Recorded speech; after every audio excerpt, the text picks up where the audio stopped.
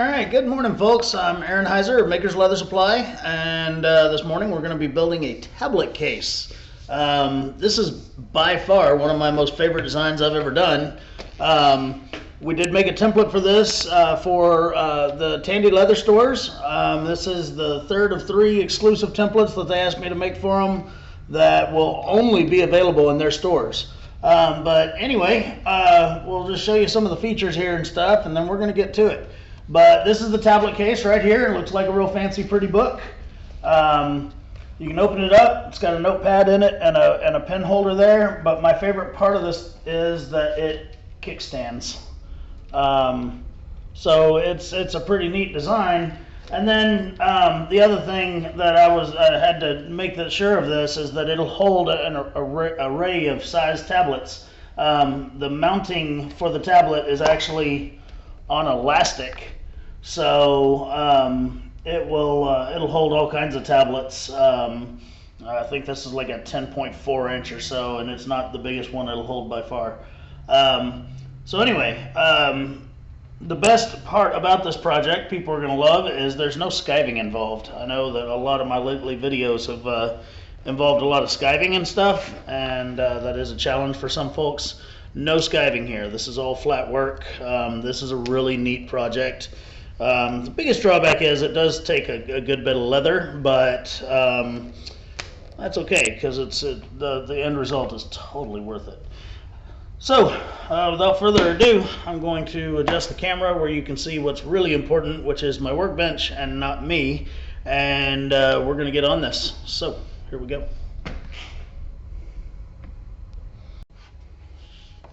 Alright, so the first thing we'll discuss is the anatomy of the templates themselves. They're always labeled with what they are and what you need to cut them out of. So this is piece 1. This is the cover pieces, so the front and the back of the book essentially. You have to cut 2 of these out of some 8 to 9 ounce, and then it also says you need to cut 2 out of some 2 to 3 ounce, which would be for the liner. But when I'm doing lining pieces, I never cut them actually to size. I would overcut those, and then we'll trim them down once they're all glued up, and we'll go over that. All right. Piece number 2 is the actual tablet holder. See how it has these little punches in it? You'll need to cut 2 of them out with those little punches, and then 2 more of them, or sorry, 1 of them without the holes, and I'll explain how that works. This piece that kickstands out here is 3 pieces of leather thick. Okay, so on the back side you can't see all that elastic sewn in and stuff like that. You could leave it there, but man, it sure is a nice clean, to not have it back there. So on the front side we have our elastic, and it goes in, in behind these pieces using those punched out slots there, okay? And it gets sewn in there to the front piece, all right? Well, the middle piece actually has big squares cut out of it for those elastic pieces to sit flushly in between the front and the back. So you squeeze this, you can feel the little cut out squares, but yet when you close this, you don't have like giant lumps and stuff in your project, making it look like it won't close flatly. Okay, so that's why this piece is, you have to cut out 3 of them. And again, I say have to, you don't have to. You could just make this out of 1 thick piece even if you wanted, and sew these to the back. But all of my designs and all of my work really is, I try to make everything as professional as I can. So I'll show you how I would do it, and then if you need to modify it for your, what you've got in your shop, then go for it. So yeah, that's what we got there. So that was that piece. The next piece, the piece number 3, is the notebook holder. Okay, and that's just this little sleeve right here that the mini pad goes into. Okay, this is one of those mini legal size pads. I think it's 5 by 8 or something like that. We'll measure it up before this is all done. It's a very common size. I got them at Walmart. Same with my elastic. Once we go to putting that in there, I'll explain it to you, but my elastic, let me grab it down here. There it is. I got this at Walmart, and it's a 1/2 inch wide, just nice elastic. So, all right. The last piece that we need to talk about is going to be our gusset piece, and notice this one has this nice scalloped edge on it right here. You could make that a square cut if you wanted to, but I really like that scallop. And then I also, you only have to cut out one of these from one type of leather, but I cut out 2 of them out of 2 different colors, and I just really think that little accent there really gives this book something special. Since it's a plain book with no tooling or anything, I really think that matching the interior color is really nice. And we're actually going to do the exact same thing to the one we're building today. The one I'm building today will have that tan color as the accent on the interior, and then on the outside it'll be black.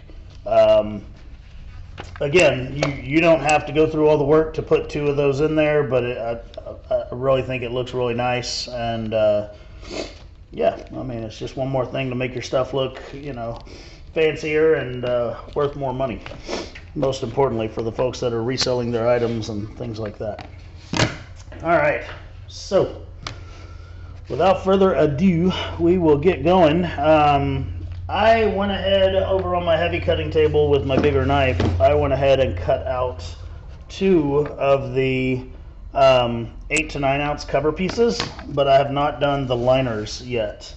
All right, this is just some English bridle. Since this is not going to be a tooled book, I'm using leather that's already finished. So this is just some bridle leather that I'm using. I know Tandy's got lots of leathers out there that are that can be comparable to that, and you can use for this. You just need a rigid kind of leather that's gonna, you know, you don't want it to be all floppy and stuff. So that's the only real qualification you'll have.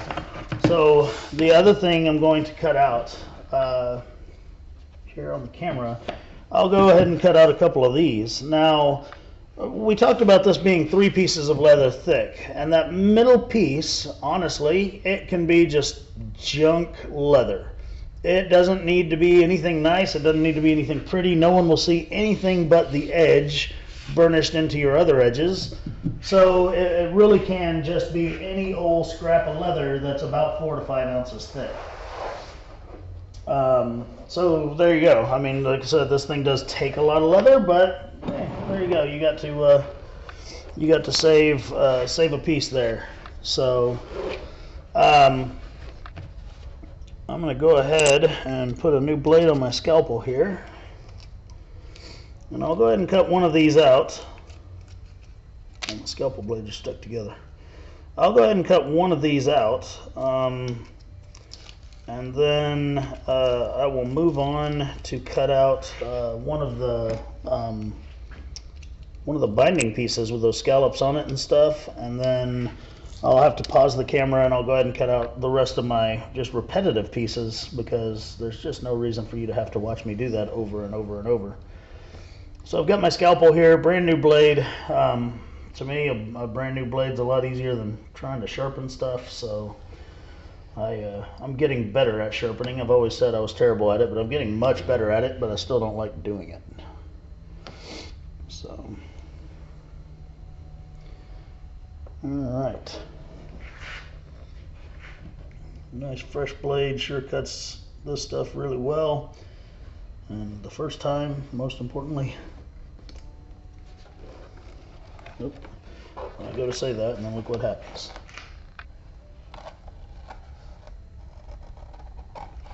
Alright, so there's one of 3 pieces that I'll cut out for this. And I do have some marks and some scarring on this piece of leather, and that's the one I'm going to use for that middle piece. That doesn't matter. Alright. So the binding piece, since I'm going to make it out of 2 layers of leather, I'm actually going to use a fairly thin piece of black leather. It's just more of the bridle leather that matches the thicker piece over there, but it's thinner. This one's actually 2 to 3 ounce, and then I'll marry it up to the tan piece I'll cut out will be a 4 to 5 ounce, and then that will give me the 6 to 7 ounce that this thing requires for a nice binding that's not going to be so loose that the project's floppy and stuff like that. So scallops can be difficult to cut out. I realize that. Hopefully these templates help a little. I know my shoulder's right in the camera here on this part of it. One of these days I'm going to have a cameraman. Maybe when my 7-year-old really wants to earn the money that he talks about he wants to earn, maybe I'll say, well, hold this camera. We'll see how good of a video we have then. So he gets distracted easily. He's 7. So for these scallops, I'll take my scalpel and I'll just go nice and slow and follow that line, and then when I get to one of these points, I'll come out and just cut that piece off. And that'll help keep that point kind of sharp as opposed to trying to round around it and not being able to make the turn. All right. Now I've come to where there's an inward point here, so what I'm going to do is turn my knife around, start back at that point, and work my way back to my cut. And there we go. Now we'll have a little sharp inward point as well. And here we go again. Again, I've come to a point on the outside, so I'll just go ahead and cut that off, and now I will finish my cut. So there should be a nice pretty scalloped piece. I will clean up, got a tiny bit of an overcut there where those two met, and it's gone. Nice pretty piece. So we'll set that one to the side. Again, I'm going to pause the camera. I'll go ahead and cut out that little rectangle. There's nothing to that. It can be cut out of, it says 4 to 5 ounce on it, but it can be cut out of even 2 to 3 ounce as well. And then I'm going to cut out the other 2 of these, and I will rough cut out some linings for the cover pieces. That'll be 2 to 3 ounce of the tan, because all of my interior is going to be tan. Alright, so as I was going through cutting stuff out, I'd forgotten to mention something with the accent piece that I'm going to do with this. When you cut that one out, it does need to be a touch wider than the original piece, alright? Because like it is, you have to have a little bit of it sticking out right there so that it actually shows and is your accent piece. So anyway, just a 1/4 to a 1/2 inch, somewhere in there, 3/8 of an inch, whatever looks nice to you with the leathers and the thicknesses that you're using. It's not an exacting thing. I will warn, if you're going to use a sewing machine, make sure it's big enough that you can walk that foot on both layers. Okay. So all I'm going to do is I'm going to back this piece up a little bit. I will cut out this straight side here and the 2 ends. I'll go ahead and cut parts of them out.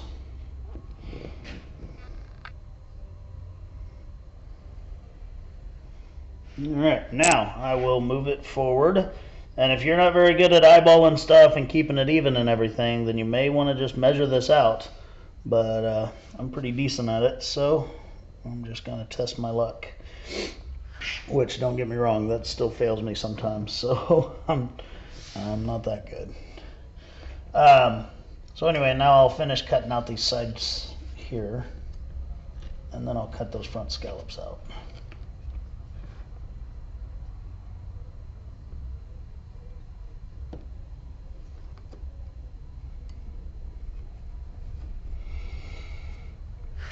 Sometimes this is a little awkward because I try really hard to keep everything on camera and where you can see it. So, all right.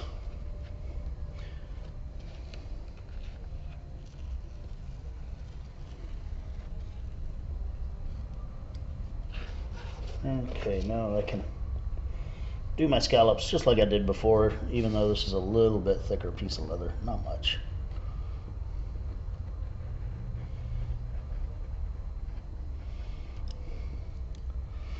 You do want to try to follow that line just as well as you can. Scallops can really look nice on a project, but they've got to be as symmetrical as you can get them.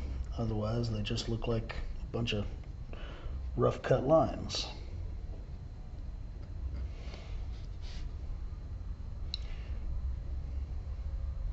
Probably should even cut these out first while my scalpel is sharpest. That's okay.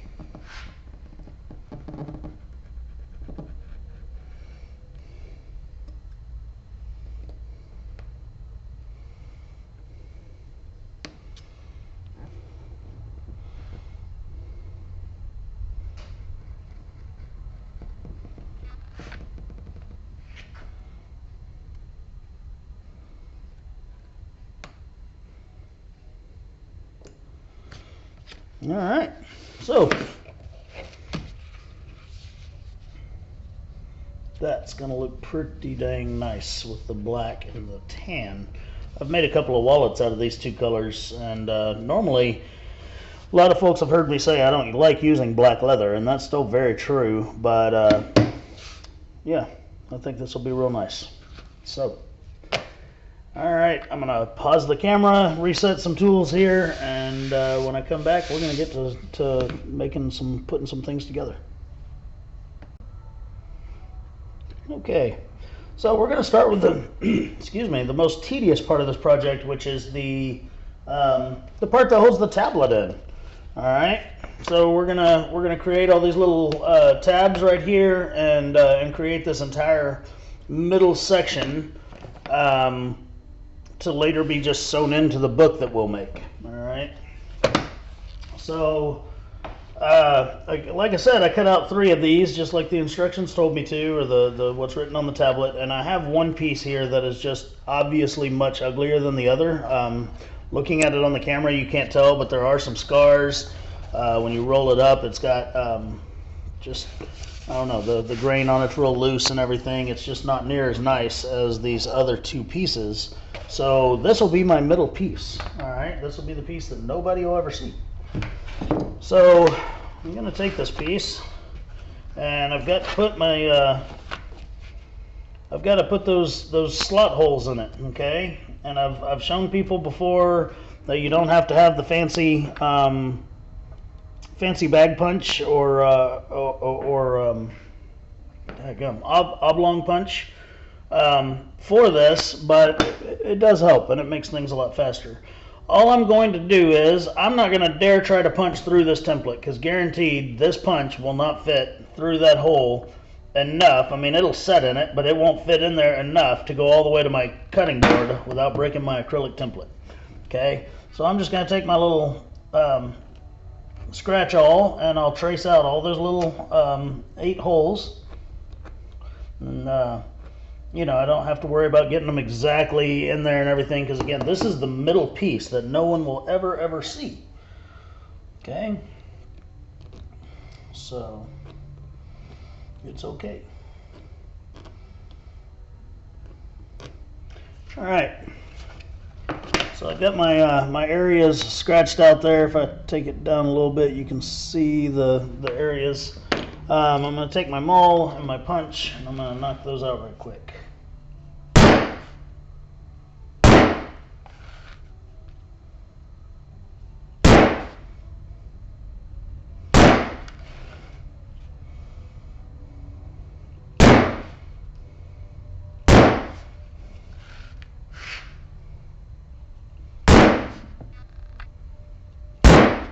Okay, now I need to take my front piece and do the exact same thing, except I will be a little bit more careful, making sure that all my hole punches are in exactly the right spots. Okay, so I'm going to pause the camera, and I'm going to do that exact same thing on this piece of leather. Okay, so now I have 2 of these with their holes punched in them.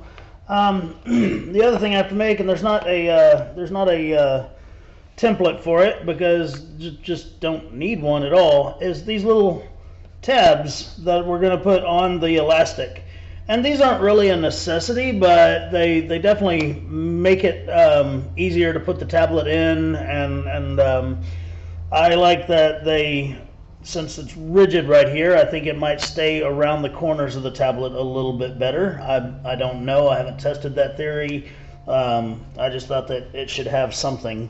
And it also, again, adds to the, hey, this is handmade, as opposed to a store-bought tablet case. So anyway, but all this is, it is 1 inch wide and about 2 1/4 inches long, I believe. But we're going to make one of those right quick. I'll show you how easy it is to make a set of those. Somewhere around here I had a scrap that I'd already cut off for such a purpose.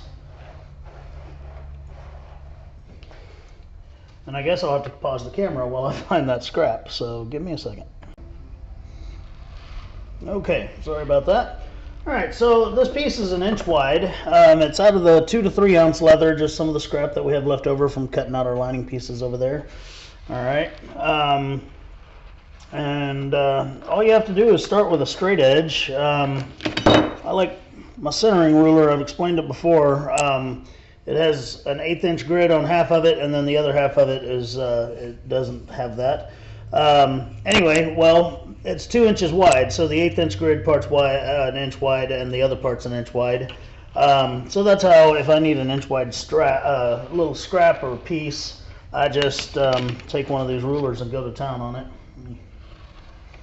Make this thing fit. So all I'm going to do is I'll make sure that my edge is already straight, which I believe it is there. Yep, we're starting with a straight edge.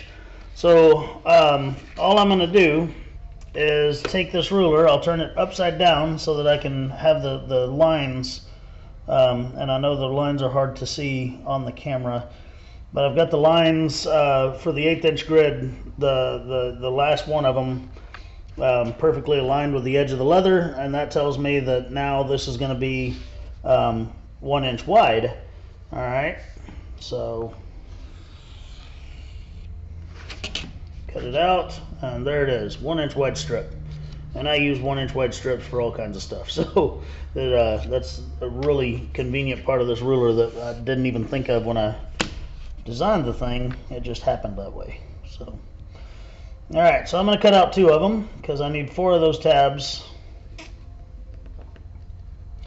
and I'll show you how scientific it gets when I go to making those tabs and figuring out how long they are, because that's a piece that's folded in half. So what I do is I kind of fold this piece over like this, right? And again, this is extremely scientific. I mean, you got to really put on your thinking cap for this one. Alright, I've got my 1 inch round punch here, and all I'm doing is bringing it down to where the tips of the punch are right at the end of the fold.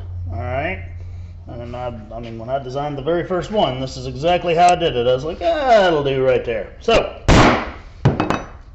there we go, I have 1 tab. For those of you that may not have a round punch, I fully understand what that's like.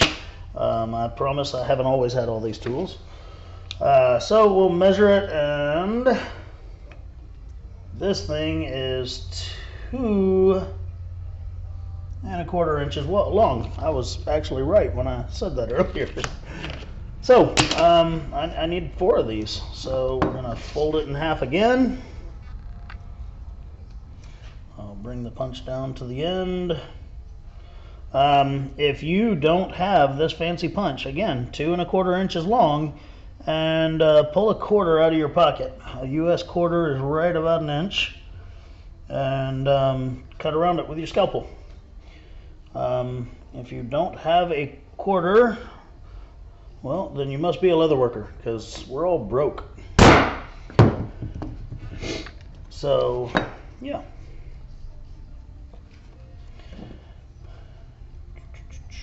So there's, I've got 2 of them now, I need 4. So here's the 3rd one. And I gotta find that other piece I cut to get the 4th one out.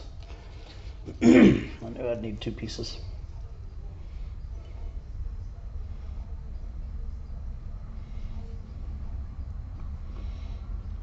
Okay. Number 4. All right. I'm going to go ahead and prep each of these pieces by folding them really sharply in half, okay, because I need them to have a little bit of I need them to hold a fold once I go to put them on the elastic, okay. And I'm going to cut out some little pieces of my double-sided tape. I've got every tool you can think of except for a pair of scissors over here. I'll use the scalpel and I'll pick up some scissors the next time I'm got the camera paused. And I'm just going to take the double-sided tape and I'll put it on one side of each of these folds, okay?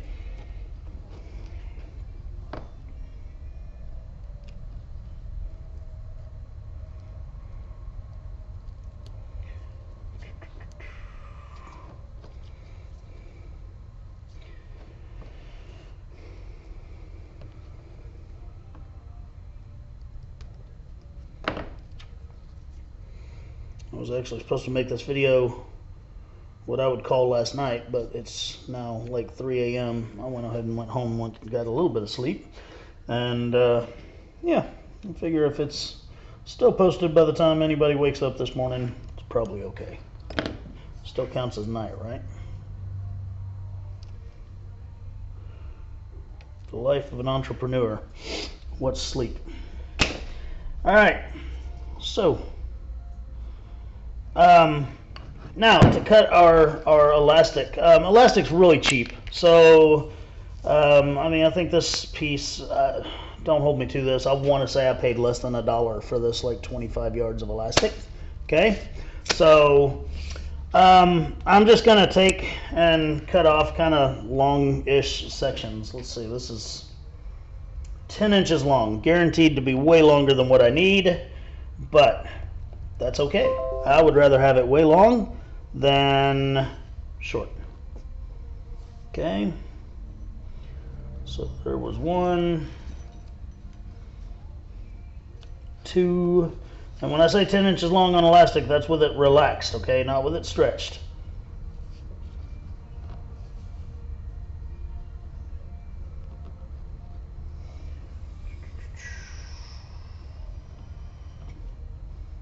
There's 3. And for the bilinguals that are watching, here is cuatro.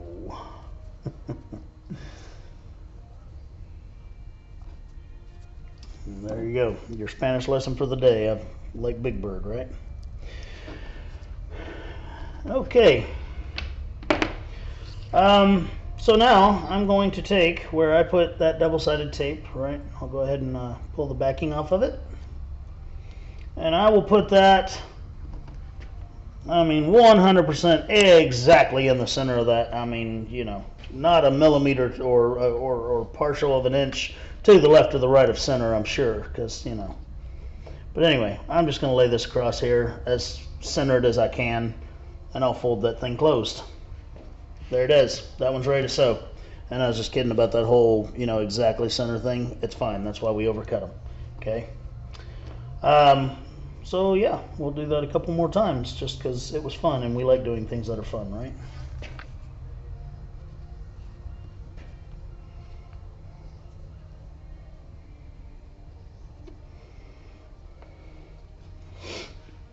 Now, like a fool, I put this piece of tape on sideways. I should have put it that way so that it would hold the elastic and the thingy together. But yeah, didn't think of that until the second one, now did I? So, let's get another piece of tape. Luckily, this roll has 60 yards on it, so, you know, I can waste that ½ inch, it'd be all right. As much as I don't like to waste anything. A point of talking, I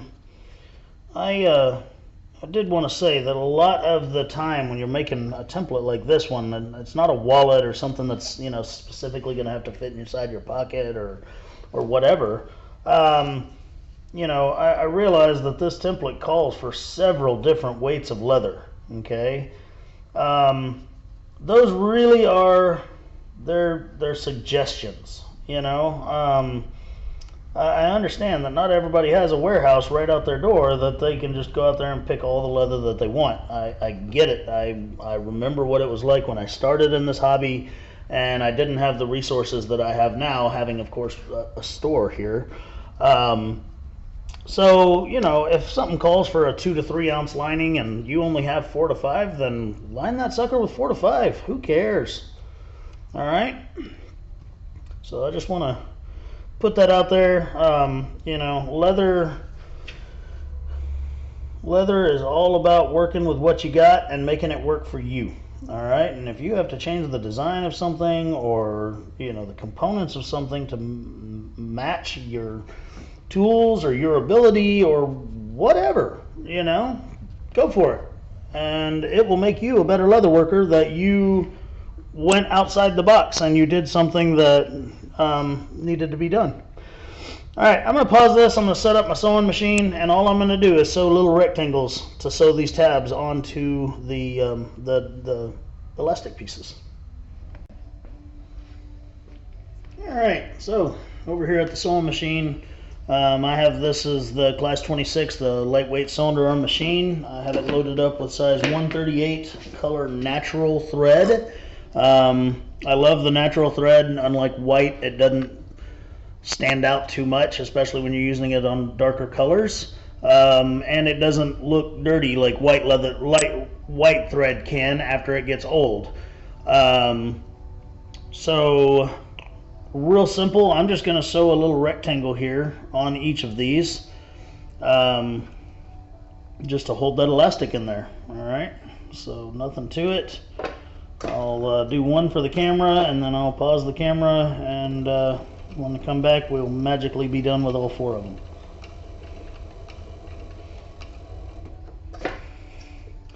I could very easily be using a flatbed machine for this project. This is all flat work. But my flatbed machine, I would have to adjust camera angles and stuff for it, instead of just simply turning the camera around from where I was standing, which is what I've done now. So it's not that this machine's any better than that one for this project. It's that I'm lazy and I don't want to move my camera a bunch. Sorry for any of y'all that think I work really, really hard. I hate to bust your bubble.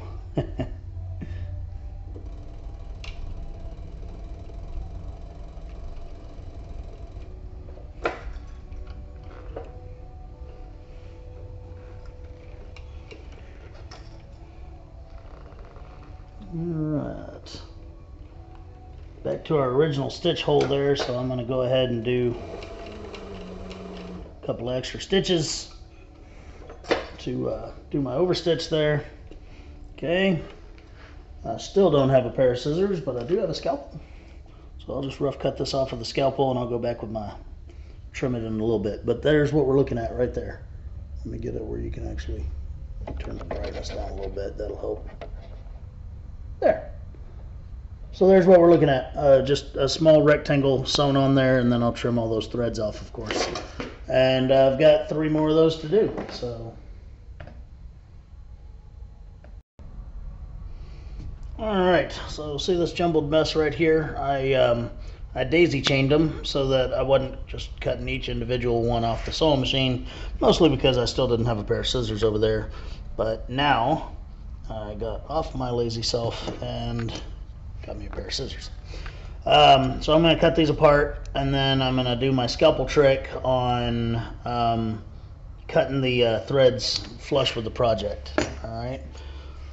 For anybody that's never seen that, I take a really nice sharp scalpel blade.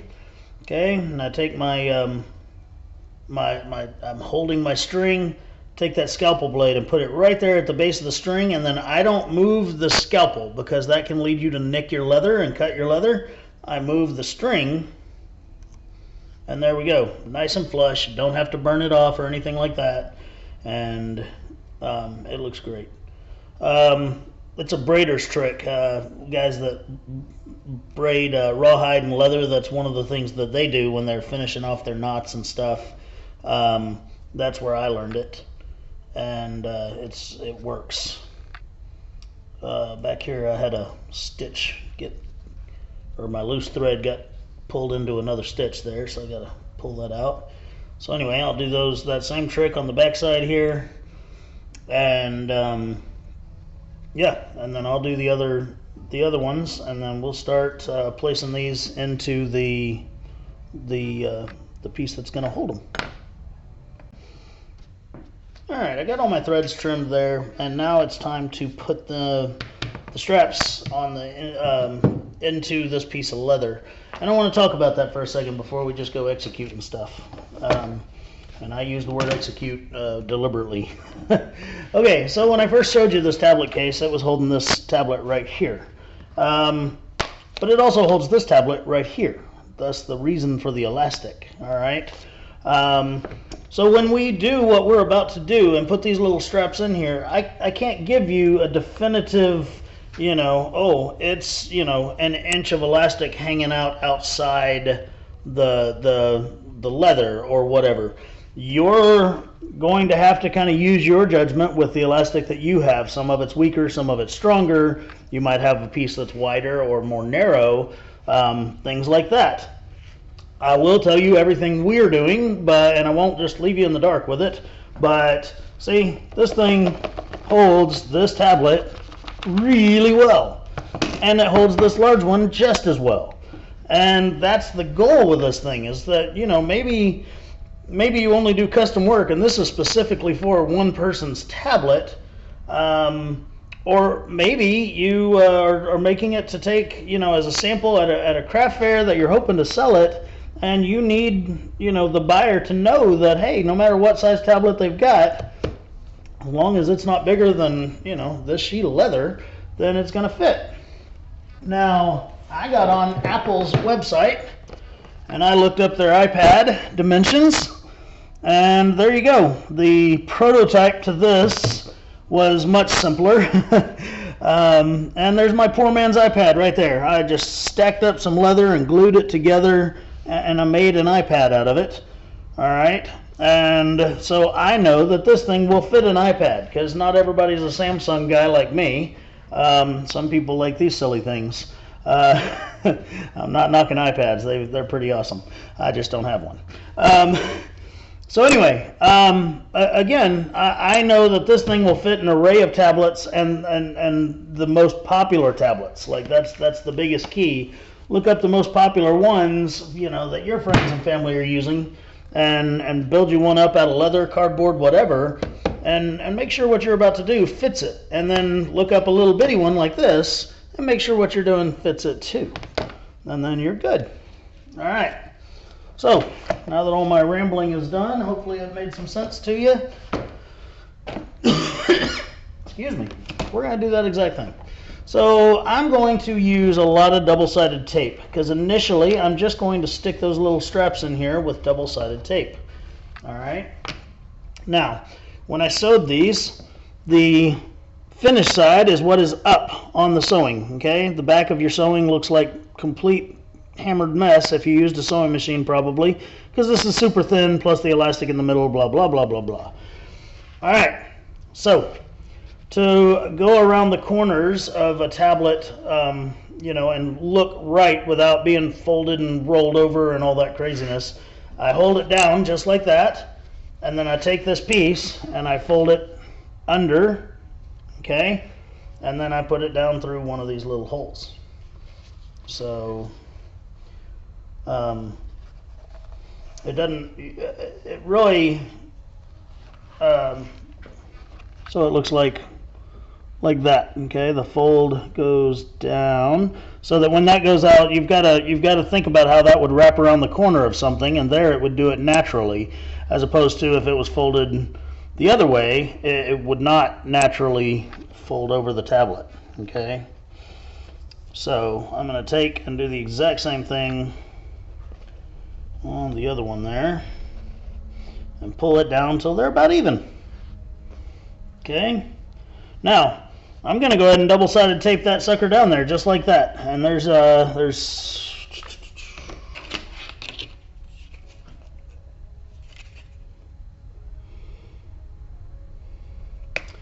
there's a 1/2 inch from the bottom of that little tab to where these holes are, okay?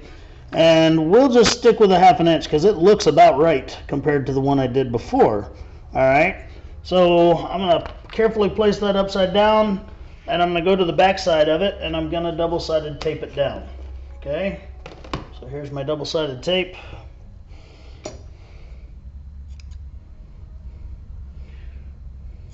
And on the back side, this is going to look like a mess, an absolute mess. They're going to be overlapping each other and all this craziness.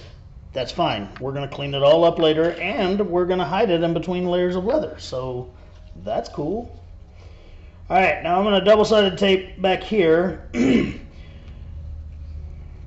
I'm only going to leave about 1 inch or so of elastic between where it comes through the hole and where the tape begins. Okay? And then I'm just going to run that tape, or let me pull the back off the tape. All right. So I'm just going to pull that to where it basically runs straight down. Okay, and I'll just push it up against the back of the leather there. And then I'll do the exact same thing with this other one here. Leave about 1 inch of space between where it comes through the leather and where the tape begins. Pull the back off my tape.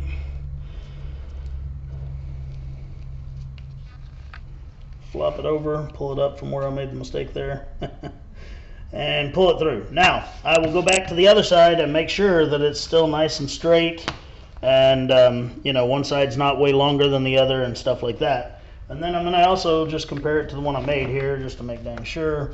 And you know what? Honestly, this is too long. So we're going to pull it in a little bit more. We'll pull it down to about 3/8.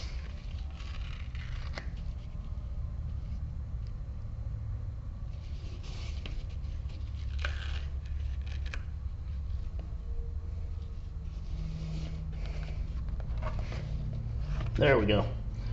So now, if this thing's set flush, it is 3/8 of 1 inch from the little gaps. Okay?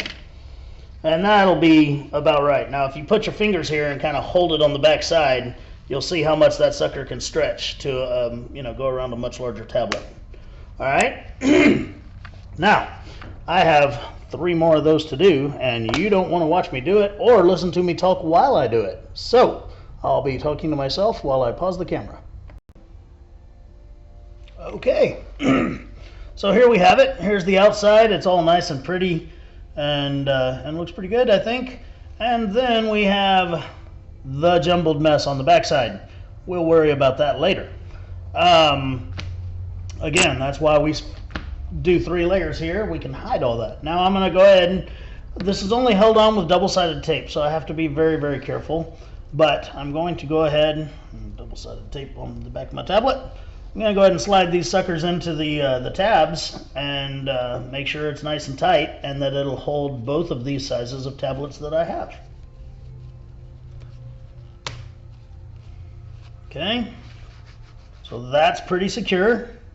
The other thing you want to make sure is that it will sit straight. If these, you know, if you have way too long of one or something, it might sit really crooked. And this one looks like it's setting pretty straight. So cool. I know it's working with the smaller one. And again, I'm being very careful because these are just taped in right now.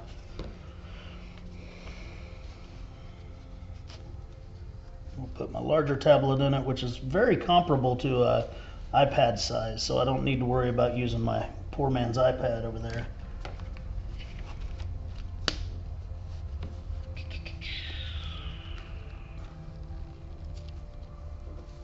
All right, and there's the large tablet. Holds it nice and even. Looks pretty squared off with the piece of leather and everything, so I think we're good. I'm gonna go ahead and pull it back out before it rips all the tape off the back side and I have to do it all over again. Okay, so now what do? We've got that. We need to sew down those straps on the back side so that we can trim them off. All right, so what I'm gonna do is I'm gonna take, and again I'm gonna use my 1-inch measurement here, and I'm just gonna draw some lines at 45-degree angles, or well, it's a 90-degree angle, but basically parallel with each of the where the slots are that these come out of. Okay, and I'll do it about 1 inch below the slots. I'll just grab me a real nice light line here. And then when I go to sew these on, I'll make those little sew lines look like just arrows, basically. And that should make them dressy enough and uniform enough that it'll look good. Okay. Kind of hard to see. See if I can turn it some direction or something that you can see barely see my lines right there. But anyway, there's one right there, and I'm going to put those on the sewing machine in just a second, but I have to draw 2 more on the other side.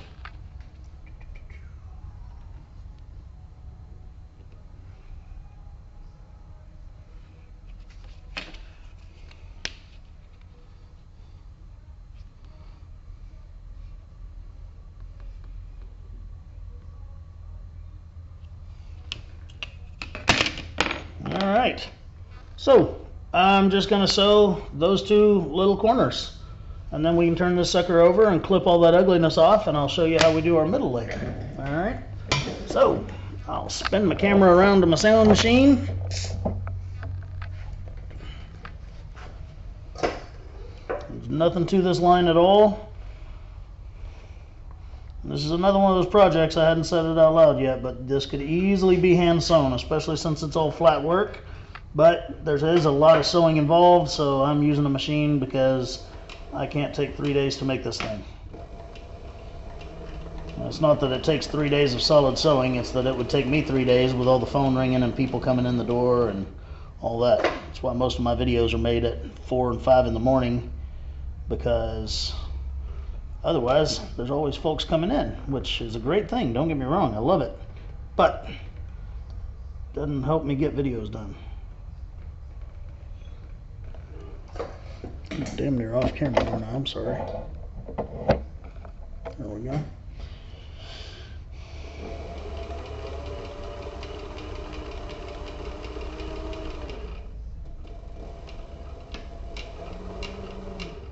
Alright, so there's one of my sew lines. It goes completely across the straps on the back side. As you can see, it goes there. So next I can cut those off in a minute, but first I have to do it down here as well. I'm going to go ahead and pause the video.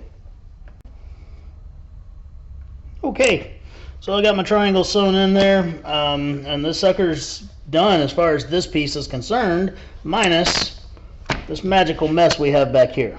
Okay, so we're going to clean that up. I'm going to pull these off where the double-sided tape is.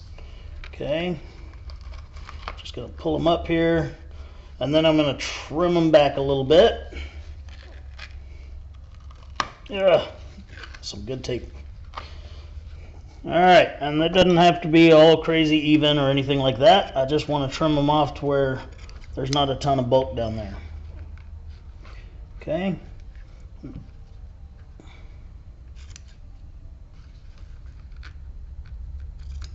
About like so.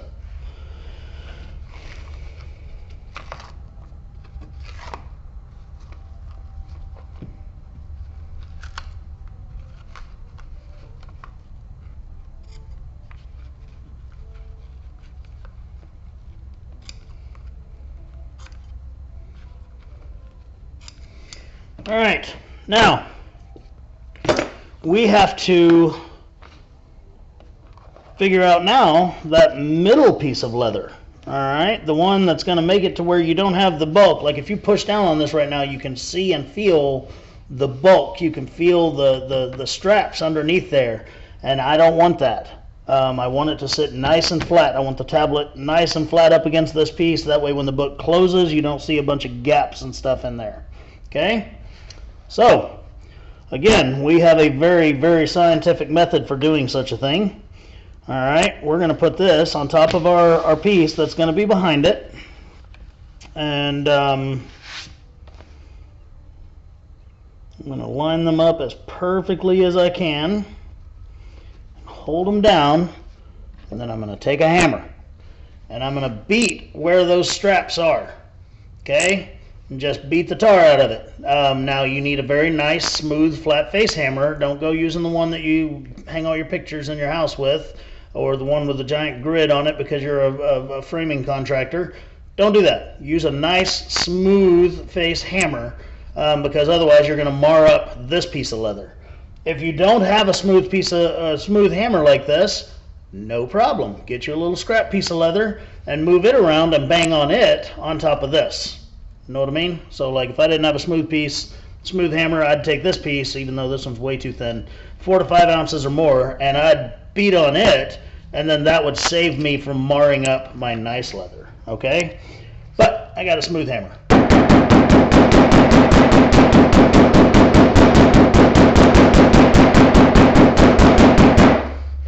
Okay, did it there.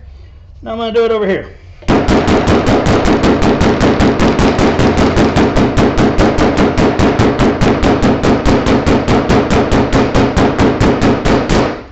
Now, if that worked well and I hit it hard enough, you'll see your straps imprinted into the back piece there, okay?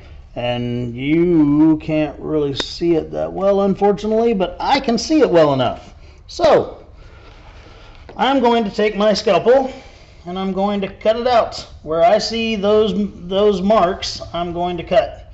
I'm just going to cut out basically a gigantic square.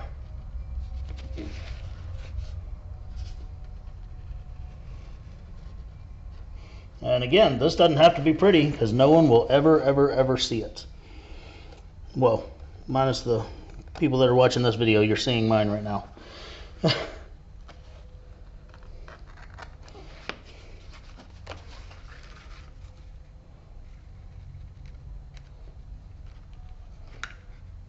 I don't want to cut away a ton of leather in here because, well, you still want the bulk and the rigidness from it. You just don't want to be able to see your straps back there. Okay, so there you go. That's about as pretty as you'll ever see me cut. So here we got to do that again over here.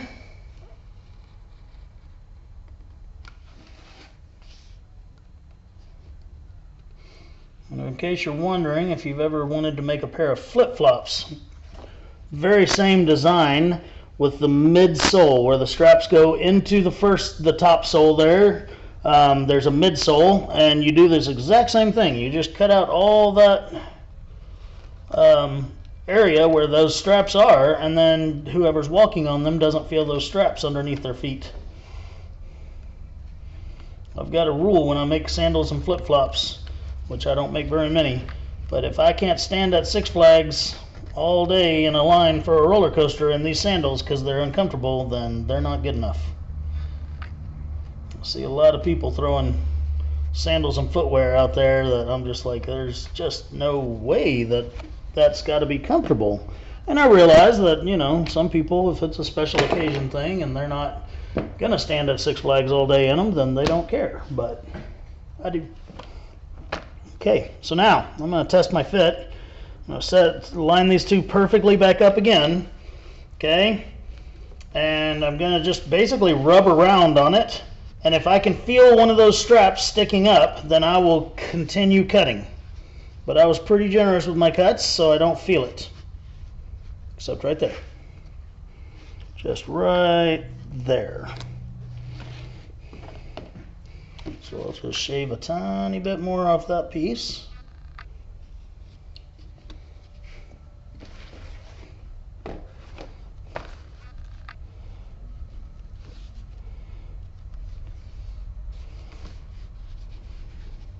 Alright, party people, these are good to go. Now, what I can do is go ahead and glue these together. Alright, so to do that, first I'm going to get this dadgum thread off here. So to do that, I'm just going to glue everywhere that there's not straps on this, because you don't want glue where your straps are. And then I'll just glue this entire thing. Alright, so I'm going to use my contact cement here, and I'm just going to go nuts with it. And then when we're done gluing these two pieces together, we can glue the other one to the back side. The one that we didn't punch any holes in, we didn't make any cuts in, we just left it like it was. Okay. and then this will all get sewn together later. This will actually be one of the last things that we sew completely together, because one side of the stitch line will have to be stitched to the main tablet case. Otherwise, you have a tablet case and then you have the tablet mounted to a piece of useless leather that you worked way too hard on.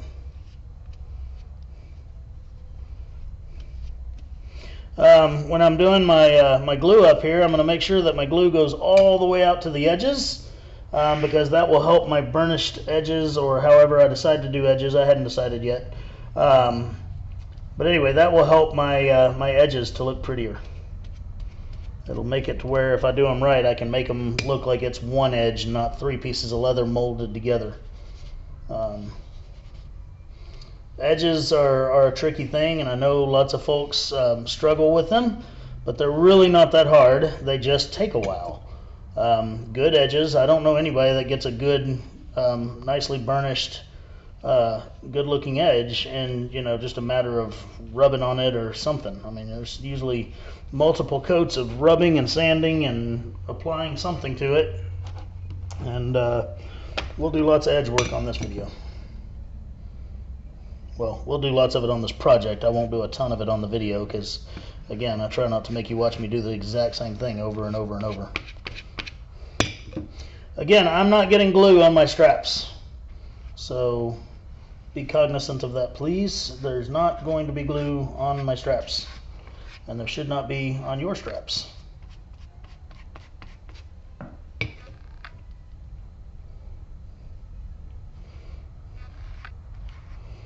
Alright, I'm going to finish smearing glue all over the back side of this, not where there's straps. And then when I'm going to wait a few minutes so the glue will set up. When I come back, we'll put the two pieces together. Alright, so got our glue nice and sticky. So now we're just going to line up corners here as best we can. I usually will line up two corners and then press everything down. So far I have one poorly lined up.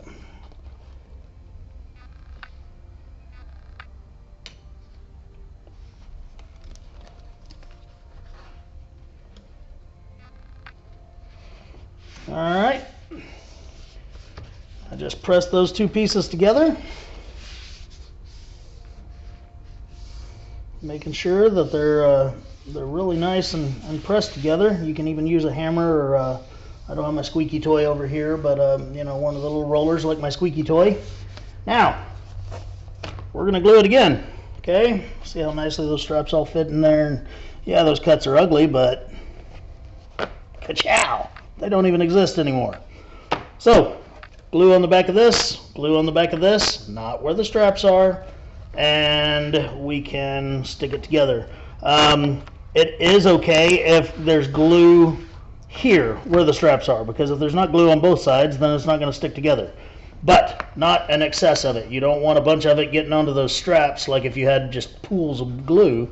If it gets on those straps, then when you pull that strap out from the other side, you'll see it come out. So I don't feel the need to really do that on camera, but I'm going to put a nice layer of glue on here, a nice layer of glue on here, stick it all back together. When we come back, we'll start working on other parts of the project. Alright folks, it's time to start some assembly of the main body of the project. Okay, one of the first things I'm going to do is I'm going to sew my little accent piece onto the front cover. Okay, I sew this one and this one on before putting the lining on the cover, so that on the inside of the cover you don't have those sew lines showing. Okay, it's just one more way you can make it a little bit cleaner. You know, if you have those sew lines, then they'll get into this too and all kinds of craziness, so I just do it first. Alright, so I got to figure it out. Normally when I make a binder or something like that, I have 1 inch of overhang over the edge of my my piece. Okay, well this is more than 1 inch because we added to it. So this little piece is 3/8 of an inch longer than this one. All right, so what we will do is we will figure out where the 1 inch plus the 3/8 is on this, and we're going to make some markings on the back just with a pencil. Okay, so again, I'm going to use my little ruler. I've got 1 inch before I even get to the grid lines, and then I'll do 3 grid lines is 3/8 of an inch. Line that up. Grab this pencil. I'm just going to draw me a light line on the back of this. I want it to be really light because this actually can be seen on the finished project. Alright, so now if I turn this piece over, you can see where those two will line up and glue to each other. I might have made my line a little bit too light. I can't see part of it.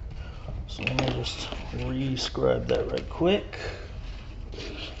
And there's tools rolling around. I'm terrible about putting tools away, but if I put them away during a video, then I have to walk over and get them again.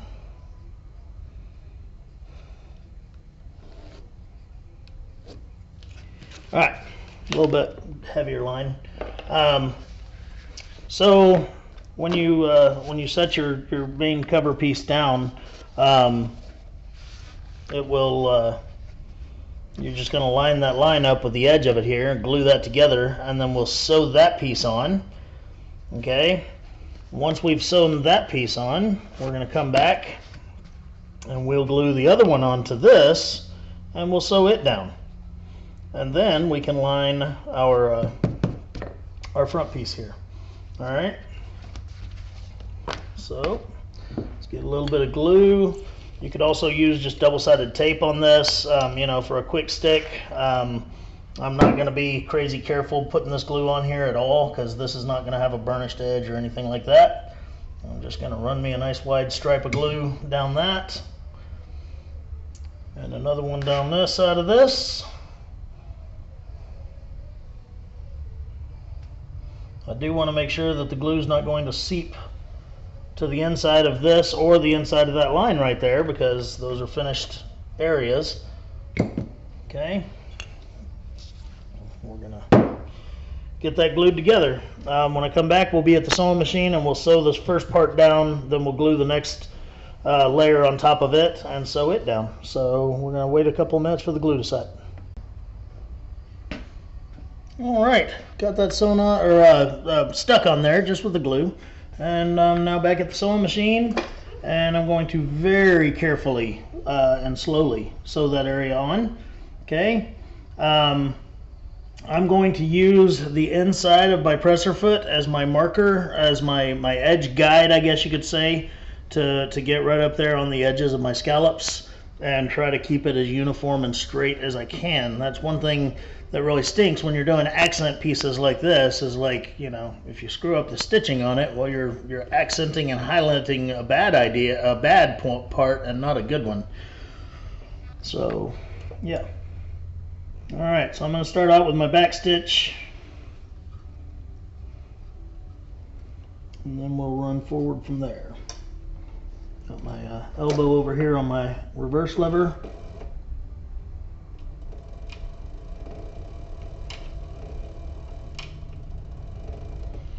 And now we'll go forward.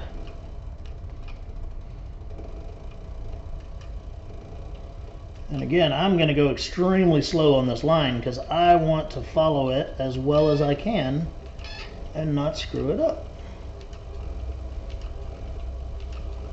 Nothing worse than creating a highlight on a screw up. On the original one that I showed you in the video earlier, I actually have a place where my needle accidentally went down in a spot I didn't want it to, and there's not a stitch there, but there is a little needle hole, and that's just plumb embarrassing. Alright, when I get to one of these points, I'm just going to position my needle where it would be in that point for one of the stitches. Okay, and then I'll go ahead and turn the notebook and keep on rocking.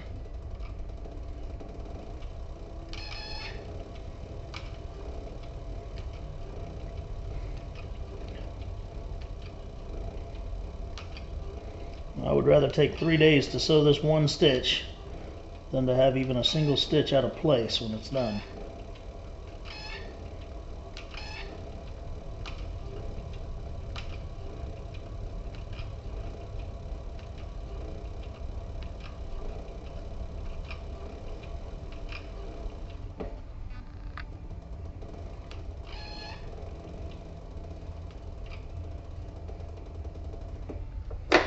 Okay.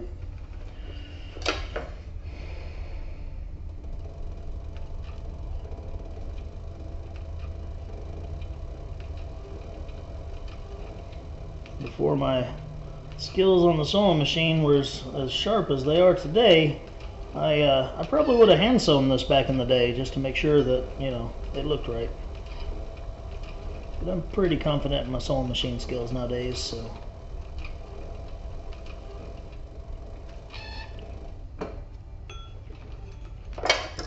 Okay, again, I'm at a point, so I'm gonna put my needle down where it would be right in that point before I turn and go back down the last part of it here.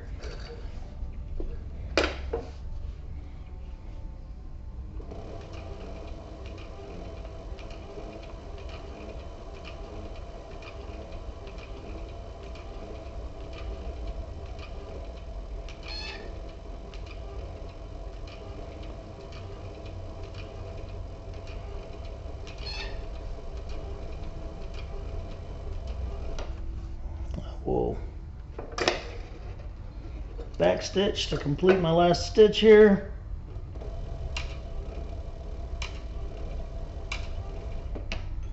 And there we go. That's now sewn on there. So not too bad at all. I'm pleased with that. So now we're going to glue up our next piece over this one. Turn the camera back around. All right. It's going to look pretty dang sharp. So all I'm going to do is place glue on the back of this, place glue all over this, but I'll make sure and keep at least a ½ an inch away, or maybe 3/4 of an inch away from the edge here. I'll stick this down, and then I'm going to repeat that exact same stitch line that I did here, but on the black piece now, and sew through all the layers. Not really a reason to have to do it all on camera. I think that's pretty self-explanatory. So when we come back, that part will be done. All right, so off camera, I put the black binder over the tan one, and boy, it's looking real nice. I'm pretty pleased with it, and we can move on to the next steps. All right. So next, I want to put this little notepad in my notebook. Okay. Now to do that, just like how we sewed this binder on without being seen on the inside, we have to sew this on without it being seen on the outside, which means we have to sew it to the liner only. Okay. So what I'm going to do is I'm going to end up. Again, I remember I cut this piece off. Excuse me. I cut this piece oversized. It's bigger than the template that I'm supposed to use it with. Okay. But what I need to do though is I have to square off one side of this, and that would be the inside of the cover. And once I do that, then I can measure and place the piece that's going to hold the notepad in. I can measure it and center it and get it all ready to go without having to have it already cut exactly to size. Because again, I like to glue these things together and then trim off all that excess, and you have much nicer edges if you do it that way. Okay, so I'm just going to put this template up here, and I'm going to cut that one straight edge. All right, but then I'm going to take it a step further, and I'm just going to cut like a ½ inch on the top and the bottom. Okay, just so I know where this is going to glue up to the main project when it's time. So now I don't believe I actually ended up cutting out one of these yet, so let me do that right quick. And I'm going to cut it out of a 4 to 5 ounce piece that I have left over. There's one. So just real quick, normally I have all my pieces cut out when I begin, but I skipped this one apparently. There's several pieces to this project, so. All right, so I'm going to go ahead and cut around this.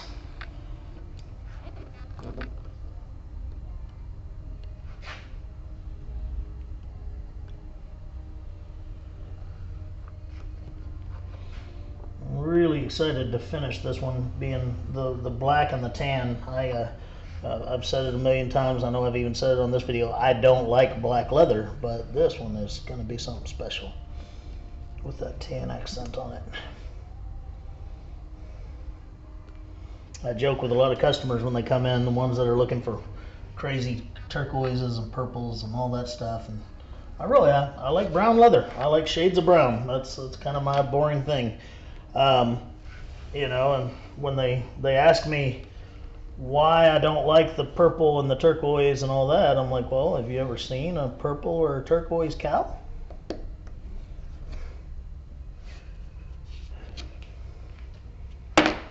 All right, there's that. Okay, so we've got our piece we're going to sew it to. Yeah, it was this piece right here. All right, but let's just use it with this template here, and we're going to kind of throw it right here in the center.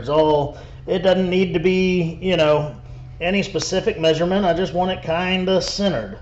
So keeping in mind, I've got a pin loop going to go over here too.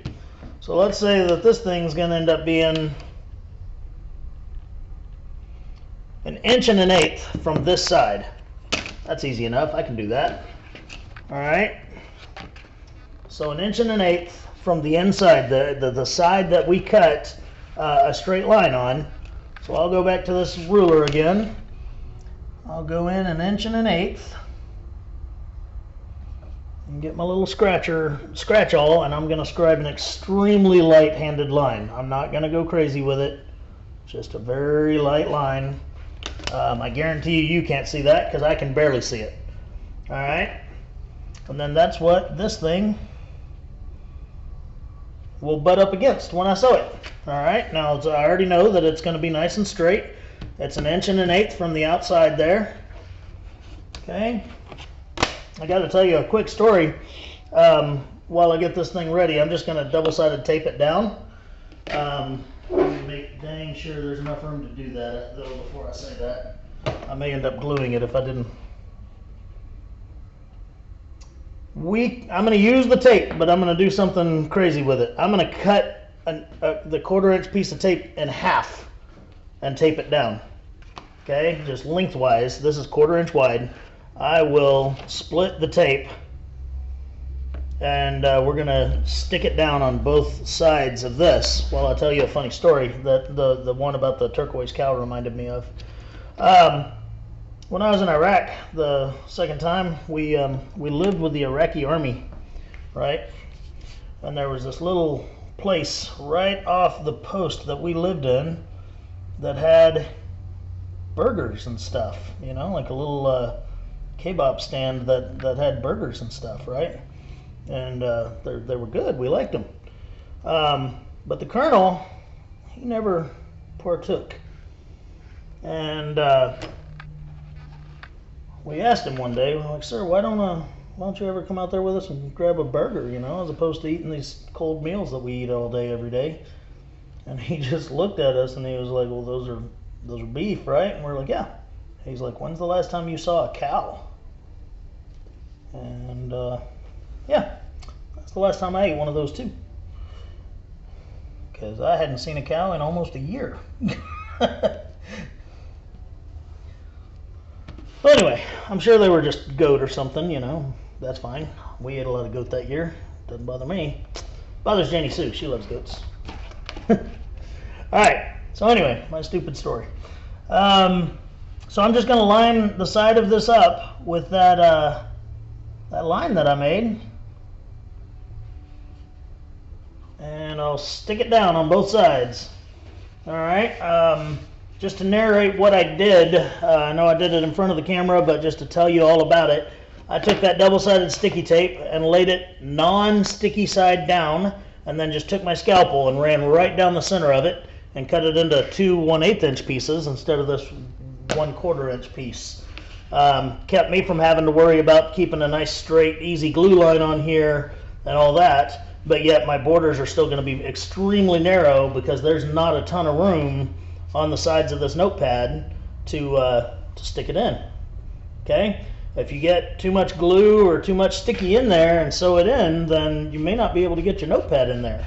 When that does happen, I usually will take, I've got a steel ruler that's really thin, and after I sew it in, if it doesn't fit, I'll go in there with that steel ruler and just kind of pry against the edges of the stitching and everything to break that glue open, and then I can usually get it in. So if you ever have that problem, don't worry, your project's not wasted. You're just going to have to work a little harder to break all that glue off.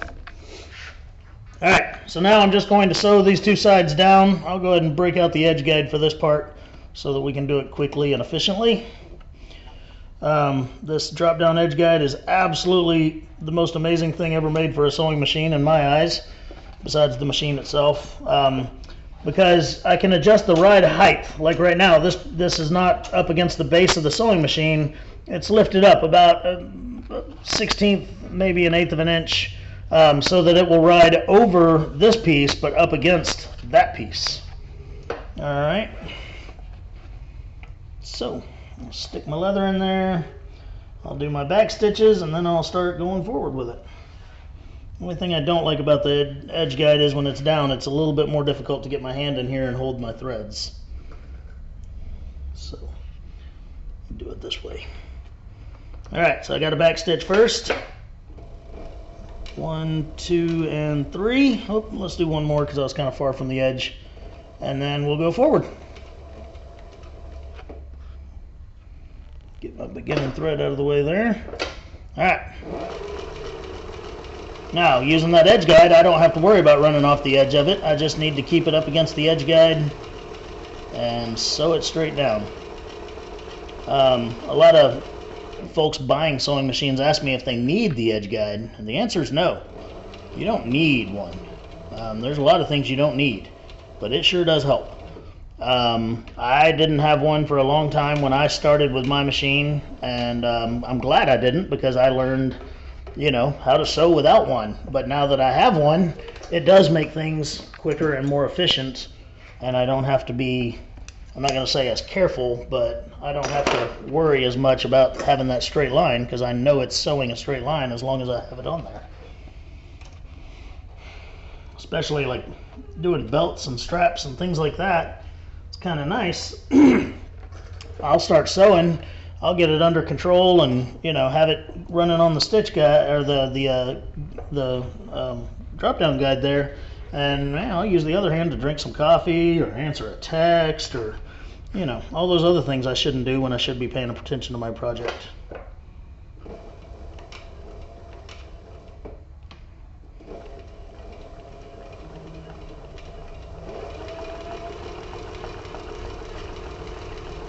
I've got this machine set up to go pretty slow right now. I had a customer in here playing with it the other day, and unfortunately it was set up for my speed. I felt bad for her when she hit the pedal and that sucker went nuts. So I've got it running pretty slow right now.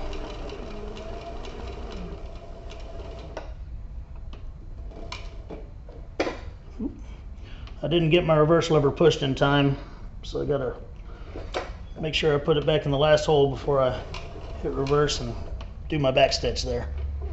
Alright, so there's that. Now we will test it and make sure that the little notepad goes into it before we move on to the next step, because I'd sure hate to glue this thing down to the back piece and then find out that that's not going to work. That would be terrible. Okay.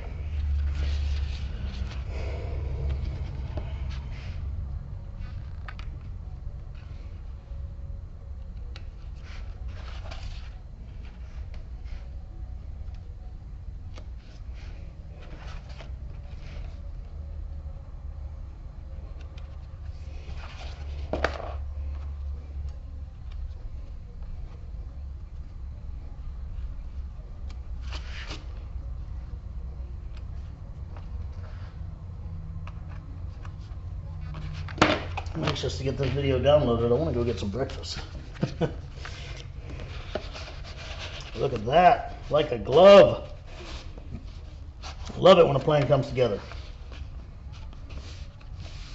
All right, so we know that fits, so good to go.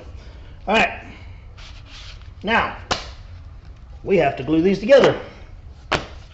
Okay, so we're going to slather the backside of this thing with glue. We're going to slather the backside of this thing with glue, And then we're going to line up that straight edge right there, and we'll glue it together, keeping in mind that we cut these little notches right here to know that where the top and the bottom are going to be. Okay? And yeah, no real reason to do that on camera. I'm going to put glue all over the backside of this, all over the backside of just the black, not the binder too. Okay, and then I'll line up those two lines and I'll stick those together. Okay, and then we'll create us a little pin holder for this side, and the front cover is getting close to being done. I'm going to pause the video. When I come back, we'll have this thing glued down, and we'll work on that pin holder. All right, got that glued up. I'll run over it with my squeaky toy to get it good and stuck down here. And my squeaky toy hadn't made an appearance on a couple of videos. It was starting to feel left out. So, now that that's all glued up, I'm going to go ahead and trim the liner piece off. Okay, so I'll get my scalpel out. And I'm just going to carefully cut it nice and even with the main piece there. And that way I'll have a nice pretty edge that I won't have to do a ton of sanding and stuff to get rid of all the gaps.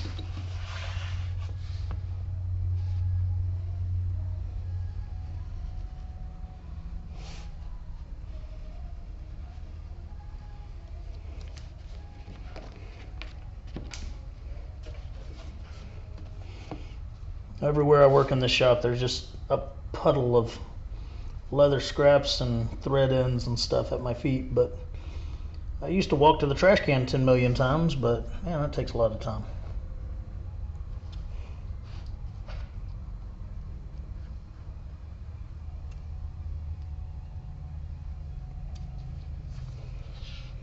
Alright, this last little bit's being kind of stubborn, so I'm just going to cut it from the side here.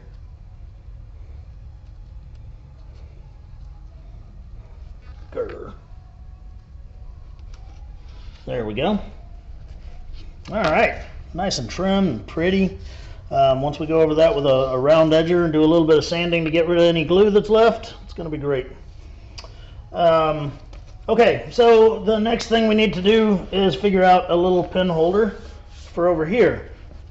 The pin holder is an integral part of the tablet case because it is what the kickstand sets on.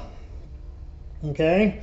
I didn't put a little piece in the template kit for the pin holder because I don't know what kind of pin you want to use. I mean, you may want to just use a regular little Bic pen. Here I have a wooden pin that a friend gave me made from Tasmanian myrtle tree, which is only available in Tasmania apparently. Guess where my friend is from. So anyway, it's just a big rectangle. You can make it as big around as you want, you can make it as long as you want, but it does need to be there because again, it is part of the kickstand. Okay, if you don't want your thing to kickstand, then you don't need a pin thing. Then again, you don't need to do half the stuff we've done. So anyway, just for example, the one on here is 4 inches long, 2 1/4 inches wide. So let's just go ahead and cut that exact measurement, and that way this one will also hold my Tasmanian myrtle pin. And I'm going to cut that out of 2 to 3 ounce. And I could use the black or I can use the tan. It doesn't matter, but I have a piece of 2 to 3 ounce tan already in my hand, so I'm going to use it. So start with a straight line. 2 1/4 by 4. I know that this ruler is 2 inches wide, so that's not wide enough. So I'm going to go all the way out here to 2 1/4. Start my cut. I'll go up here and do 2 1/4. I normally don't do one like this, but this is just a real short little piece and it'll be all right. Start my cut. I'll just line up those two cuts. Normally I'd do all that with an awl or a scratch awl and stuff, and I wouldn't do more than one cut, but again, this is just a little almost waist piece, so it'll be okay.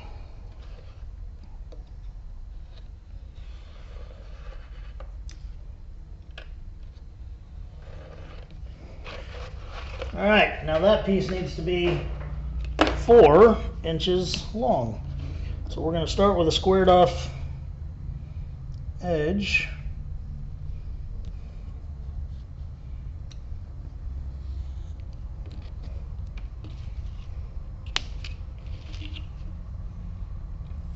Inches long, going to be right here.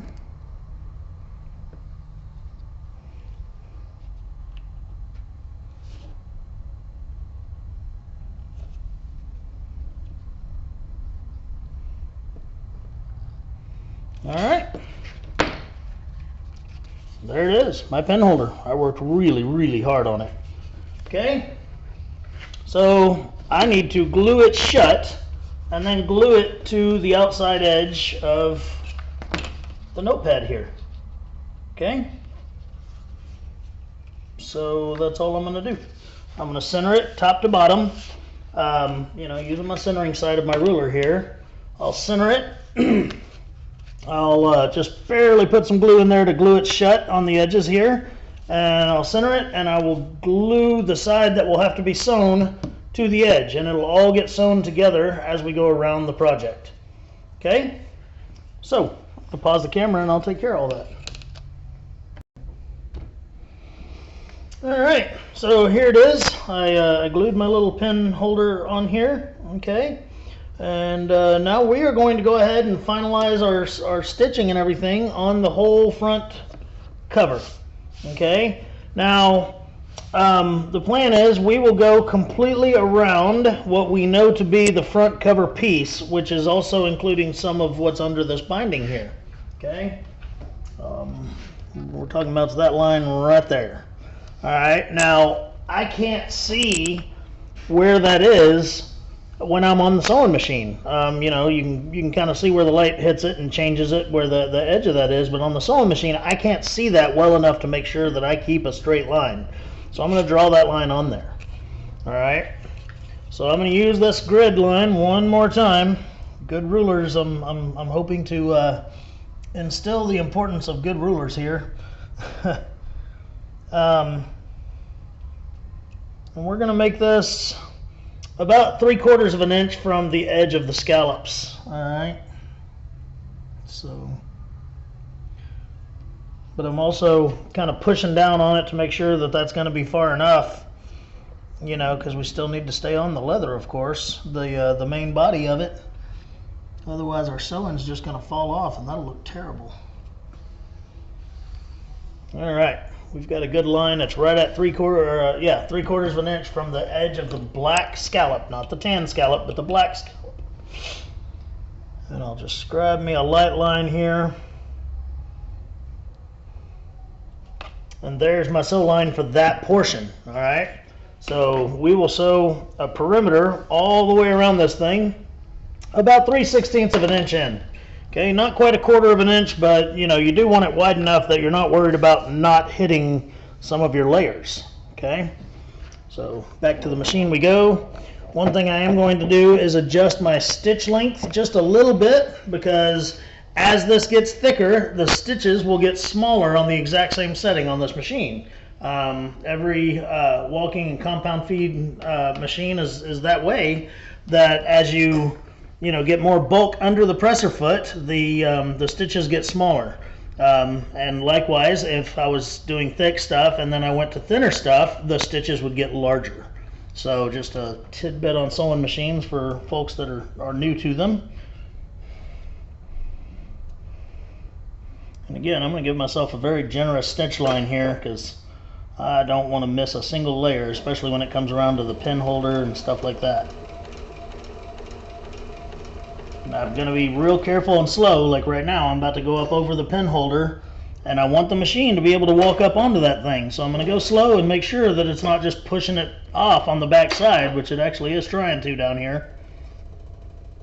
And then, as needed, I'll even use my presser foot to pedal to lift the presser foot up onto the thicker layer.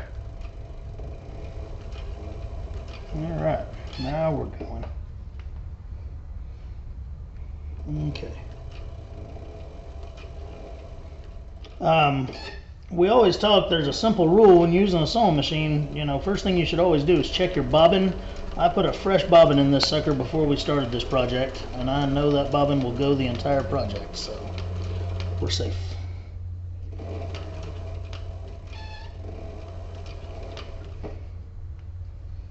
Alright, feeling around under there, I know that we got the pin holder sewn onto it well, so good. Again, I don't want to, sorry, this thing seems to have adjusted a little bit on me. Again, I don't want to miss a layer. I would rather sand off a little bit of excess on the outside of this thing than to miss a layer when I'm sewing it all together. Okay. Yeah.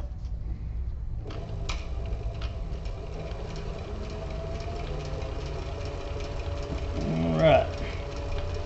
So as we sew up this side here, we're going to get up to this point where it's going to have to crawl up onto these other layers. And again, I'm going to, if I need to, I'll use my hand wheel and my presser foot pedal to make sure that it climbs up there. But so far, it's doing it on its own, so that's okay. Alright, it did good.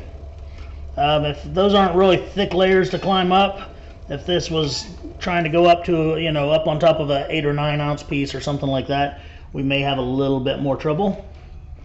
Alright, I'm going to place the needle right in the corner where it needs to be to go up that stitch line that we drew in. Flip my guide out of the way because it is now useless for this part of the line. Get the thing up. Okay. Turn my piece 90 degrees. And we're going to sew right up that line. I'm going to have to adjust this light so I can see that line. So I hope it's not screwing with your view too much.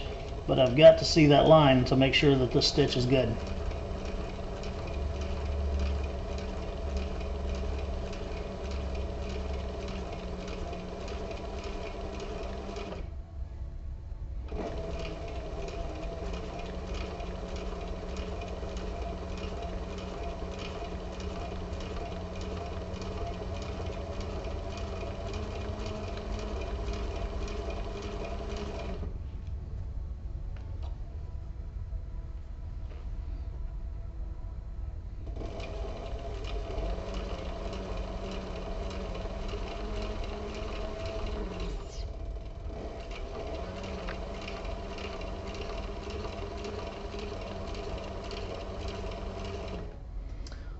For some reason the sewing machine is pulling some stitches here.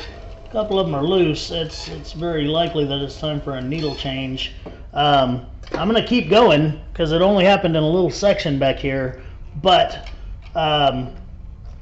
if it was continuing to happen, I would stop immediately and I would go ahead and change out that needle and then go back. But what I'm going to do is I'm going to end up cutting out these couple of stitches right here. Well, I'll cut out this section right here and I'll go back and re-sew over that area once I'm done. So, whoop. I'm not sure what's really wrong, but I need to find out before we get too far on it. Sometimes it has a hard time if it's, you know, doing the whole changing the thicknesses. That can be the problem. Alright, I've got an issue here. I'm not sure what it is, but I'm going to pause this while I try to figure it out. I've got a little bit of a rat's nest down here. I'll figure it out. When I come back, I will tell you what happened. That way, you know, if you're having a machine, you have a similar issue. Hopefully you can fix it too. So, I'm just going to pause it because you don't want to hear me cussing while I do this. Okay, I'm still not sure what happened as far as the machine goes. As you can see though, we've got quite the rat's nest going on right here. I'm going to rip the stitching out of this section and I'll go back to about here and start again, and hopefully we can make it right this time. But there's some ugly stitches all the way back here, so we're going to start way back here and start ripping our stitches out. As far as the machine goes, I can't figure out anything wrong with it. I really think it might have just been the machine going over the different thicknesses of leather. Most of the time it'll just walk right across that, not a problem, but sometimes for some reason there can be a hang up there. And So it's just the nature of it sometimes. To pull these stitches out, I'm just pulling really hard on that bottom stitch that pulls that loop free, and then I'll stick an awl in there. This is just a scratch awl. It's not super sharp. It's just pointy. There we go. That was part of the problem right there, is my needle thread looks like it was split way back here. So yeah, the glitch started way back there, and then I just didn't do anything about it, I guess hoping that it would be okay, and I was wrong. I usually am.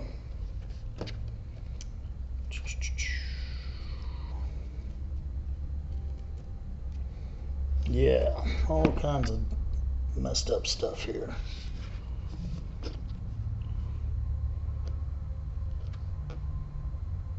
Alright, so I'm almost done pulling these stitches out, and then when we come back, we'll be back at the sewing machine, and I'll go back over these stitches again.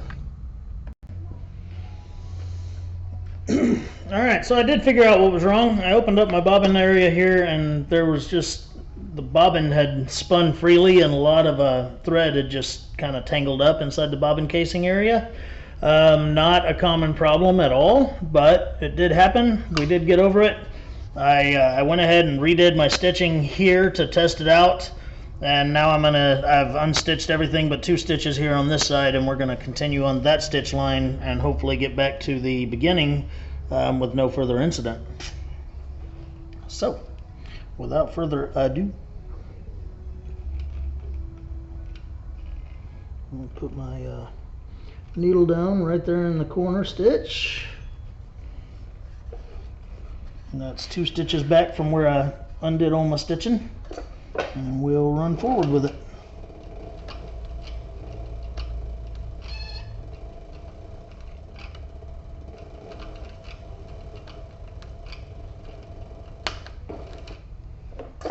Still having a problem with that one little step there. I'm not sure why that one little area is giving us a hard time.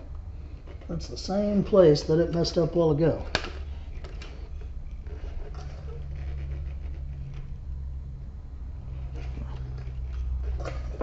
See if we can get past it or not.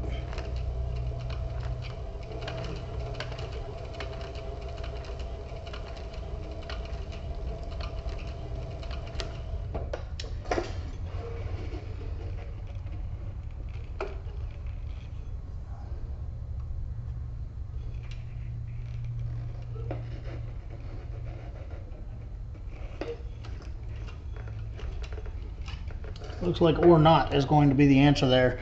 I'm going to pause this again. I'm going to go through this machine and figure out why that one stitch is causing me such a hard time, and hopefully we'll get this running. Okay. One of the biggest things that I've always told people is when your machine all of a sudden gets a gremlin and it's not playing nicely, change out the needle.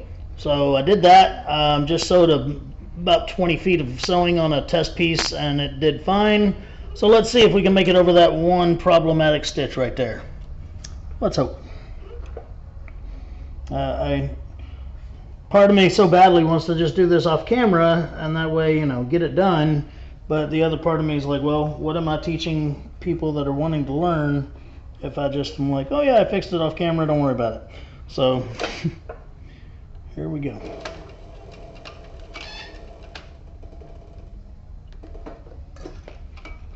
Sure we're exactly where we need to be here. Sorry about getting my head in the way.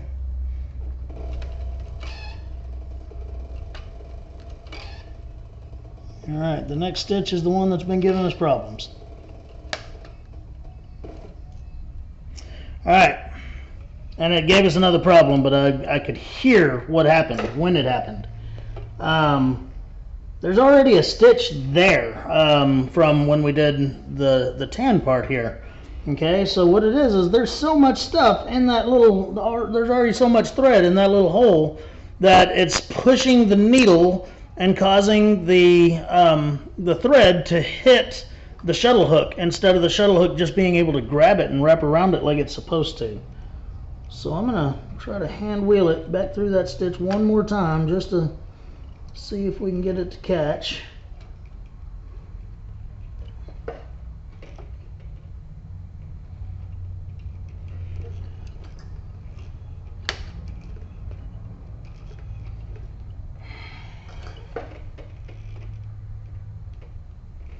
It's just not wanting to play nice at all, is it? It's just one of those rare occasions where you've just got this spot that it just doesn't want to sew. And again, it's a very rare occasion. I mean, I'll put 100 miles on this machine and that'll never happen, and then all of a sudden you got one stitch you just can't get to work. So, especially you new guys with sewing machines and gals, don't ever think it's, you know, just you. We all have problems sometimes, and yeah, you just got to figure them out.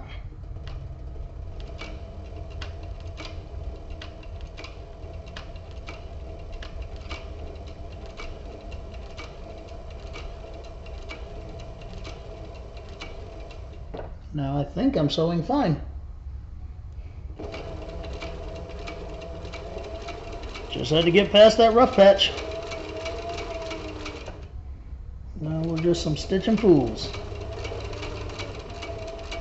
Or maybe just fools. I'm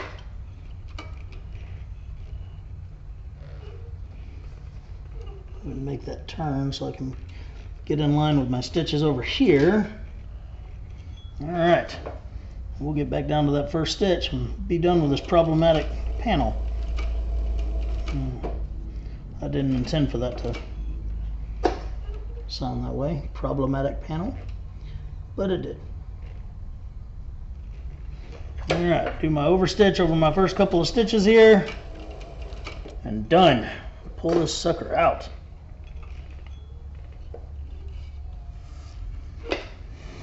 There we are.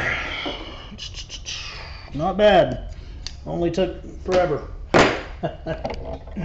Alright, I'm gonna clip all these little threads off here, inspect all of it, and make sure that I'm happy with the stitching, and then we're gonna move on to doing the back piece. So I'll be right back with you in a moment. Alright, on to the back piece. So all I'm gonna do, the back is much simpler than the front. I'm going to glue this to this, like that. So you've watched me glue 1,000 things before. If you want, I guess I could do a video of me gluing two pieces of leather together for you, but I'm not going to right now. So again, I'm going to hit pause. I'm going to slather glue all over this, slather glue all over that, making sure to get all the way out to the edges. Then I'm going to stick them together, and I'll use my squeaky toy and get them good and bonded. Then we'll be back.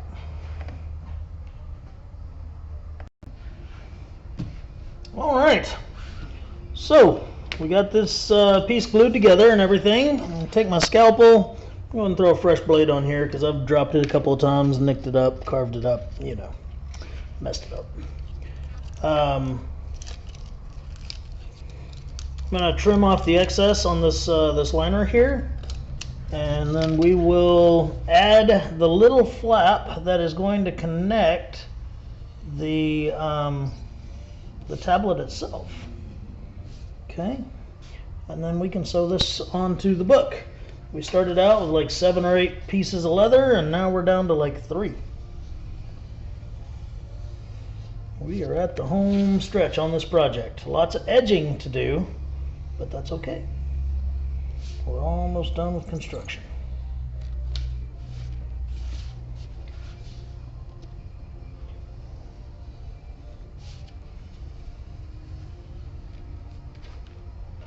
There we go. Trimmed all that off. Okay. Now again, we have to attach this piece to that piece. Alright. So all I'm going to do is I'm just going to take a nice little narrow strip of leather, and I don't want it to be as long as this, because when I go to sew the ends of it down, then they would get sewn down. Alright, so I only want it to be, you know, bring it in an inch or so from each corner and put it on there, and then it doesn't need to be very wide, because I don't want this to have a lot of flop or give or anything in it. I just want it to be attached where it flaps out like it needs to. Okay, so I'll just use this little piece. Why not? So let's cut her 1 inch wide.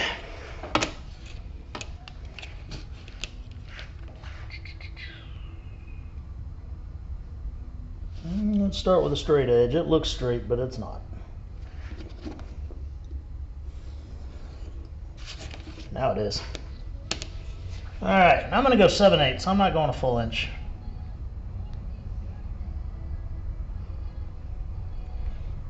Okay.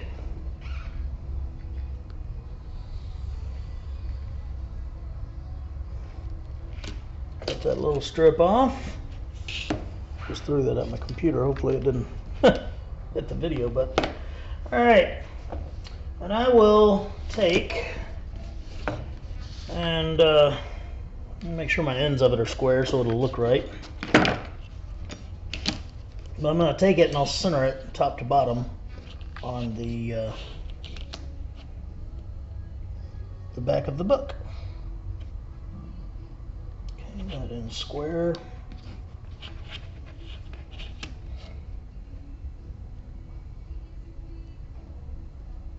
This end is close to square. Now it's square. All right, so I'm going to take and I'll put a little bit of glue on one side of this, and then I will put a little bit of glue, or well, first I'll mark this. Let's mark this. Sorry, I'm getting excited as we're getting to the end here.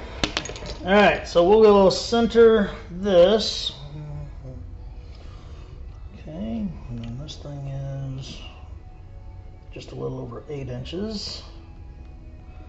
Okay, so we'll center it on here, and we'll just make a little indentation with our fingernail where it is on this piece, so we know where to put our glue and where not to put our glue. See those little indents? Right, there's one right there by my thumb, and another one up there by that thumb. They're very hard to see, but you can see them in person, I promise. It's all about, you know, just enough of a registration mark that you know where it is, but you don't want someone looking at your finished project to be like, oh look, there's where he marked his glue. I am just barely going to hit the edge of this with this glue. Okay, I'm not putting a lot of it on there at all. 1/8 of an inch at the widest, because we don't want to glue that flap down. We just want to stick it on there so we can sew it.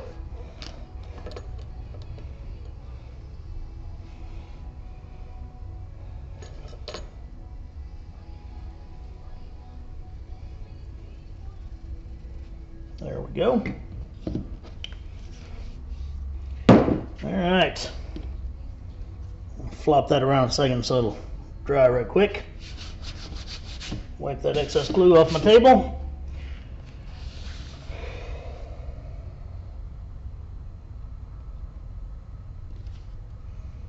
And alakazam, there she be.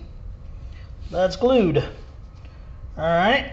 Now, the other thing we have to do is glue this to the other side of our book. Okay, again, I use a 1-inch overhang. All right, so I need to measure 1 inch in from the outside here.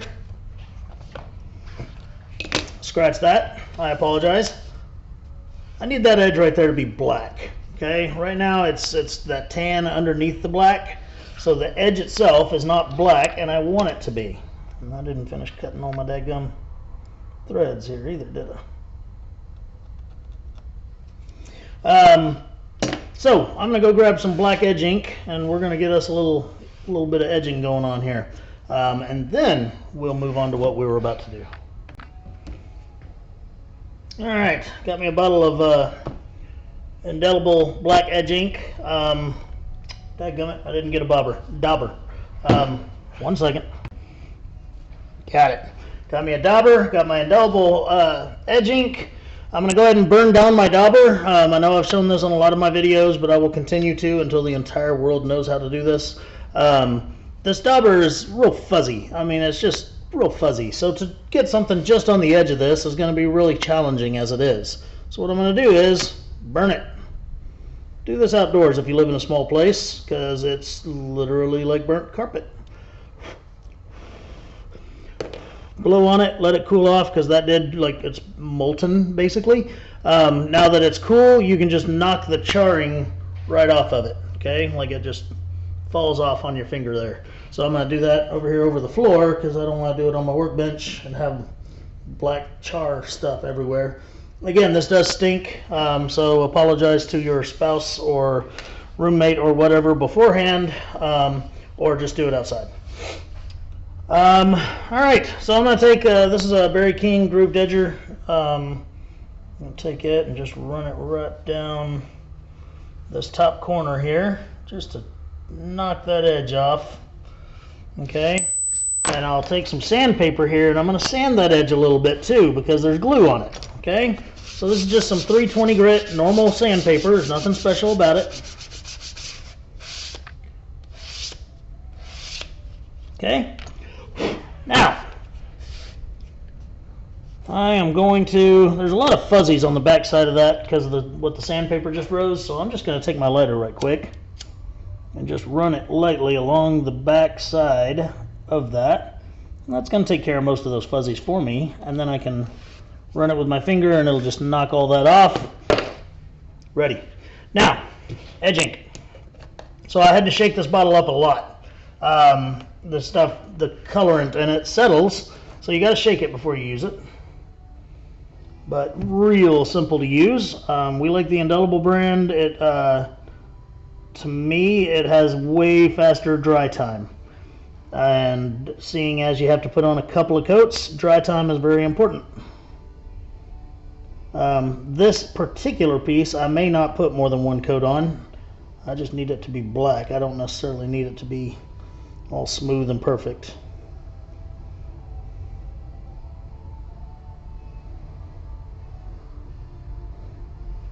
Okay. Normally the application for this would be you put it on, you let it dry for, with this brand, only about 15 minutes. It'll be dry to the touch. You sand it, you put it on again. 15 minutes later, you sand it and put it on a third time, and now it's going to be ready to put together. It should look nice and smooth and shiny and everything. So we'll give that a minute to dry, and we'll see if we want to do other coats or if we're going to call that good, because again, this piece will be married up to the next piece. Got some on my hand right there. Married up to the next piece, so it's just, you know, nobody's ever going to really get down there on that edge and see that, but I also scream about professionalism in all my videos, so what kind of hypocrite would I be if I didn't do it right? So we'll let that dry for a minute.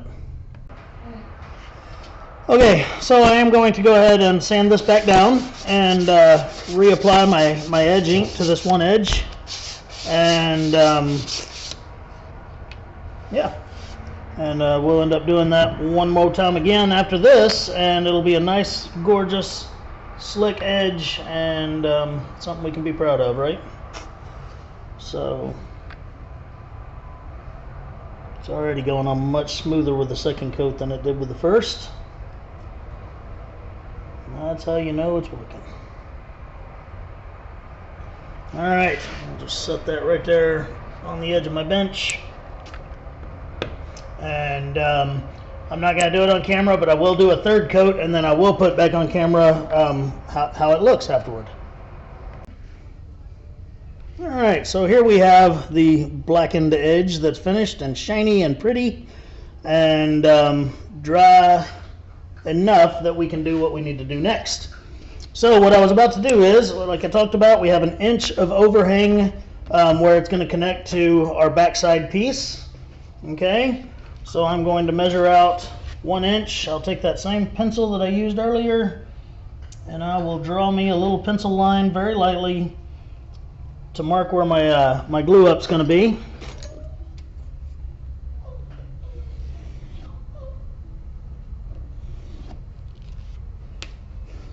Alright, and I'm going to put glue on that, and I'm going to put glue not on this side where the flap is, because we need that for the kickstand, but on this side, and I will glue those two up. Alright, no real reason to have to do it on camera once again. You've watched me glue 1,000 things already today, so we're going to save some film time. Okay, got that piece glued on. Turn it over, looks great. Again, we're going to have to draw in our sewing line up here, okay? And I actually, I broke one of my rules. I normally would have sewn this line also before I put the liner in, and I didn't do it. So I'm not happy about that, but I'm just now noticing it. That's what happens when I'm doing a video. I'm trying to think 3 steps ahead when I should be thinking on the step I'm doing. So we're going to have to draw in this back line just like we did on the first part. And again, with a 1-inch overhang, I'm going to go into 3/4 of an inch and sew that line.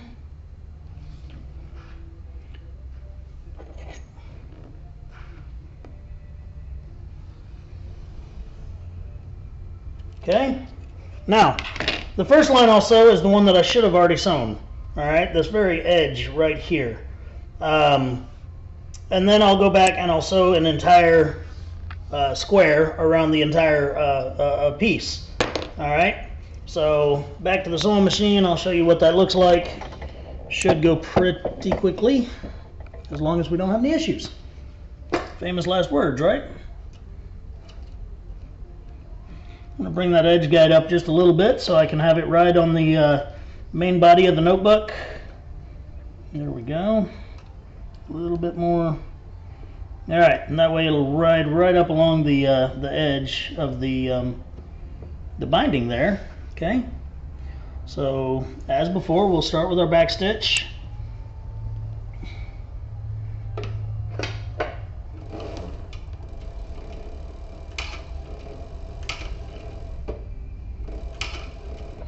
And then we'll run it forward. Let me get that stitch out of the way there. It's already sewn in. I'll have to cut it out in a minute. That's just my beginning thread. I didn't move it out of the way, so it got stitched in some more.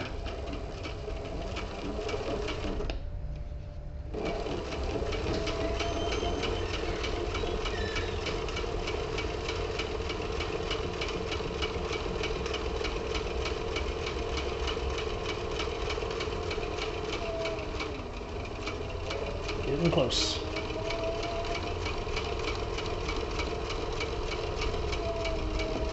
All right, I'm glad this machine decided that it wanted to act fine.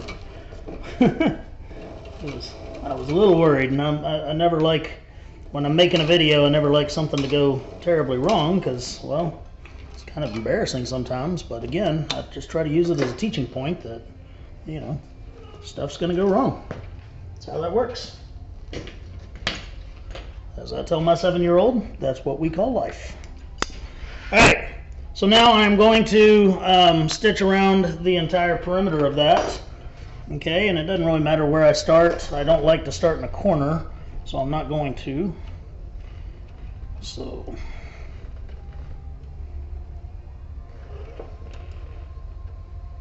I am going to give myself a nice wide stitch area.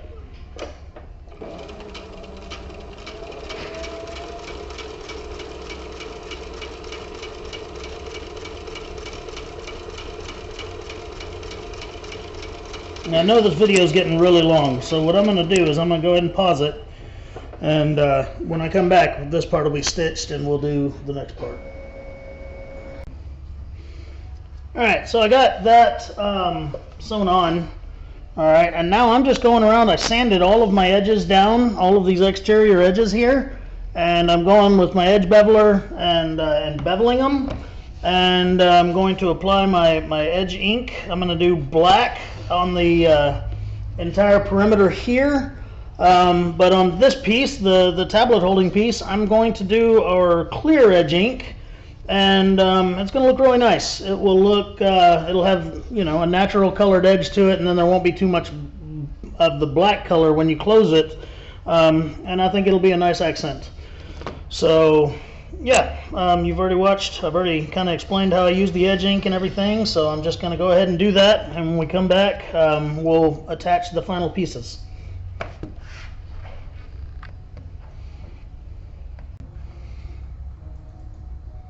Alright folks, I wanted this video to be under 2 hours long, but that means I have 3 more seconds to wrap it up.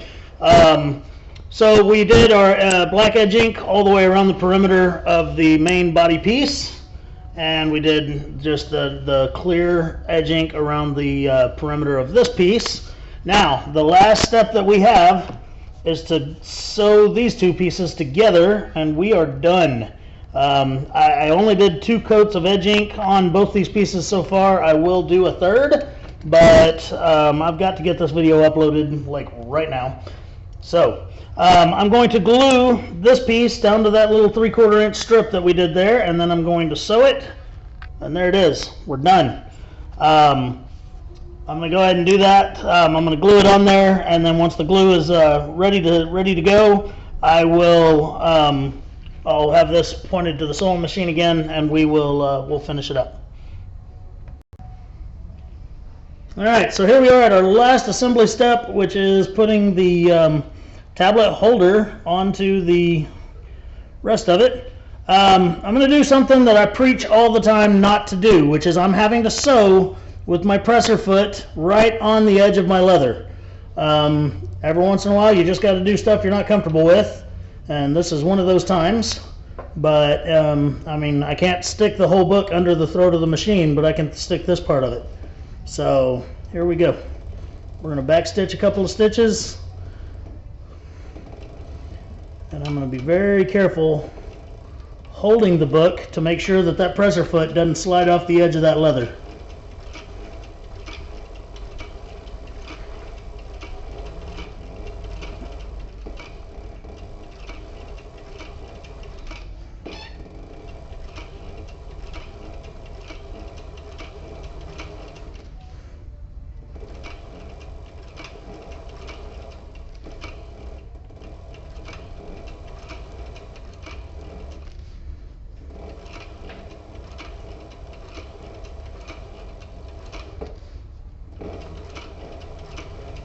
Holding it very, very firmly, because like I said, if that presser foot slips off, then I'm going to have a stitch that's so far out of whack from all the others.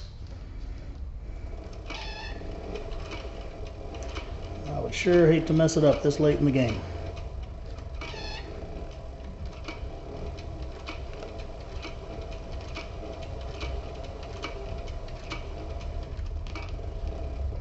All right.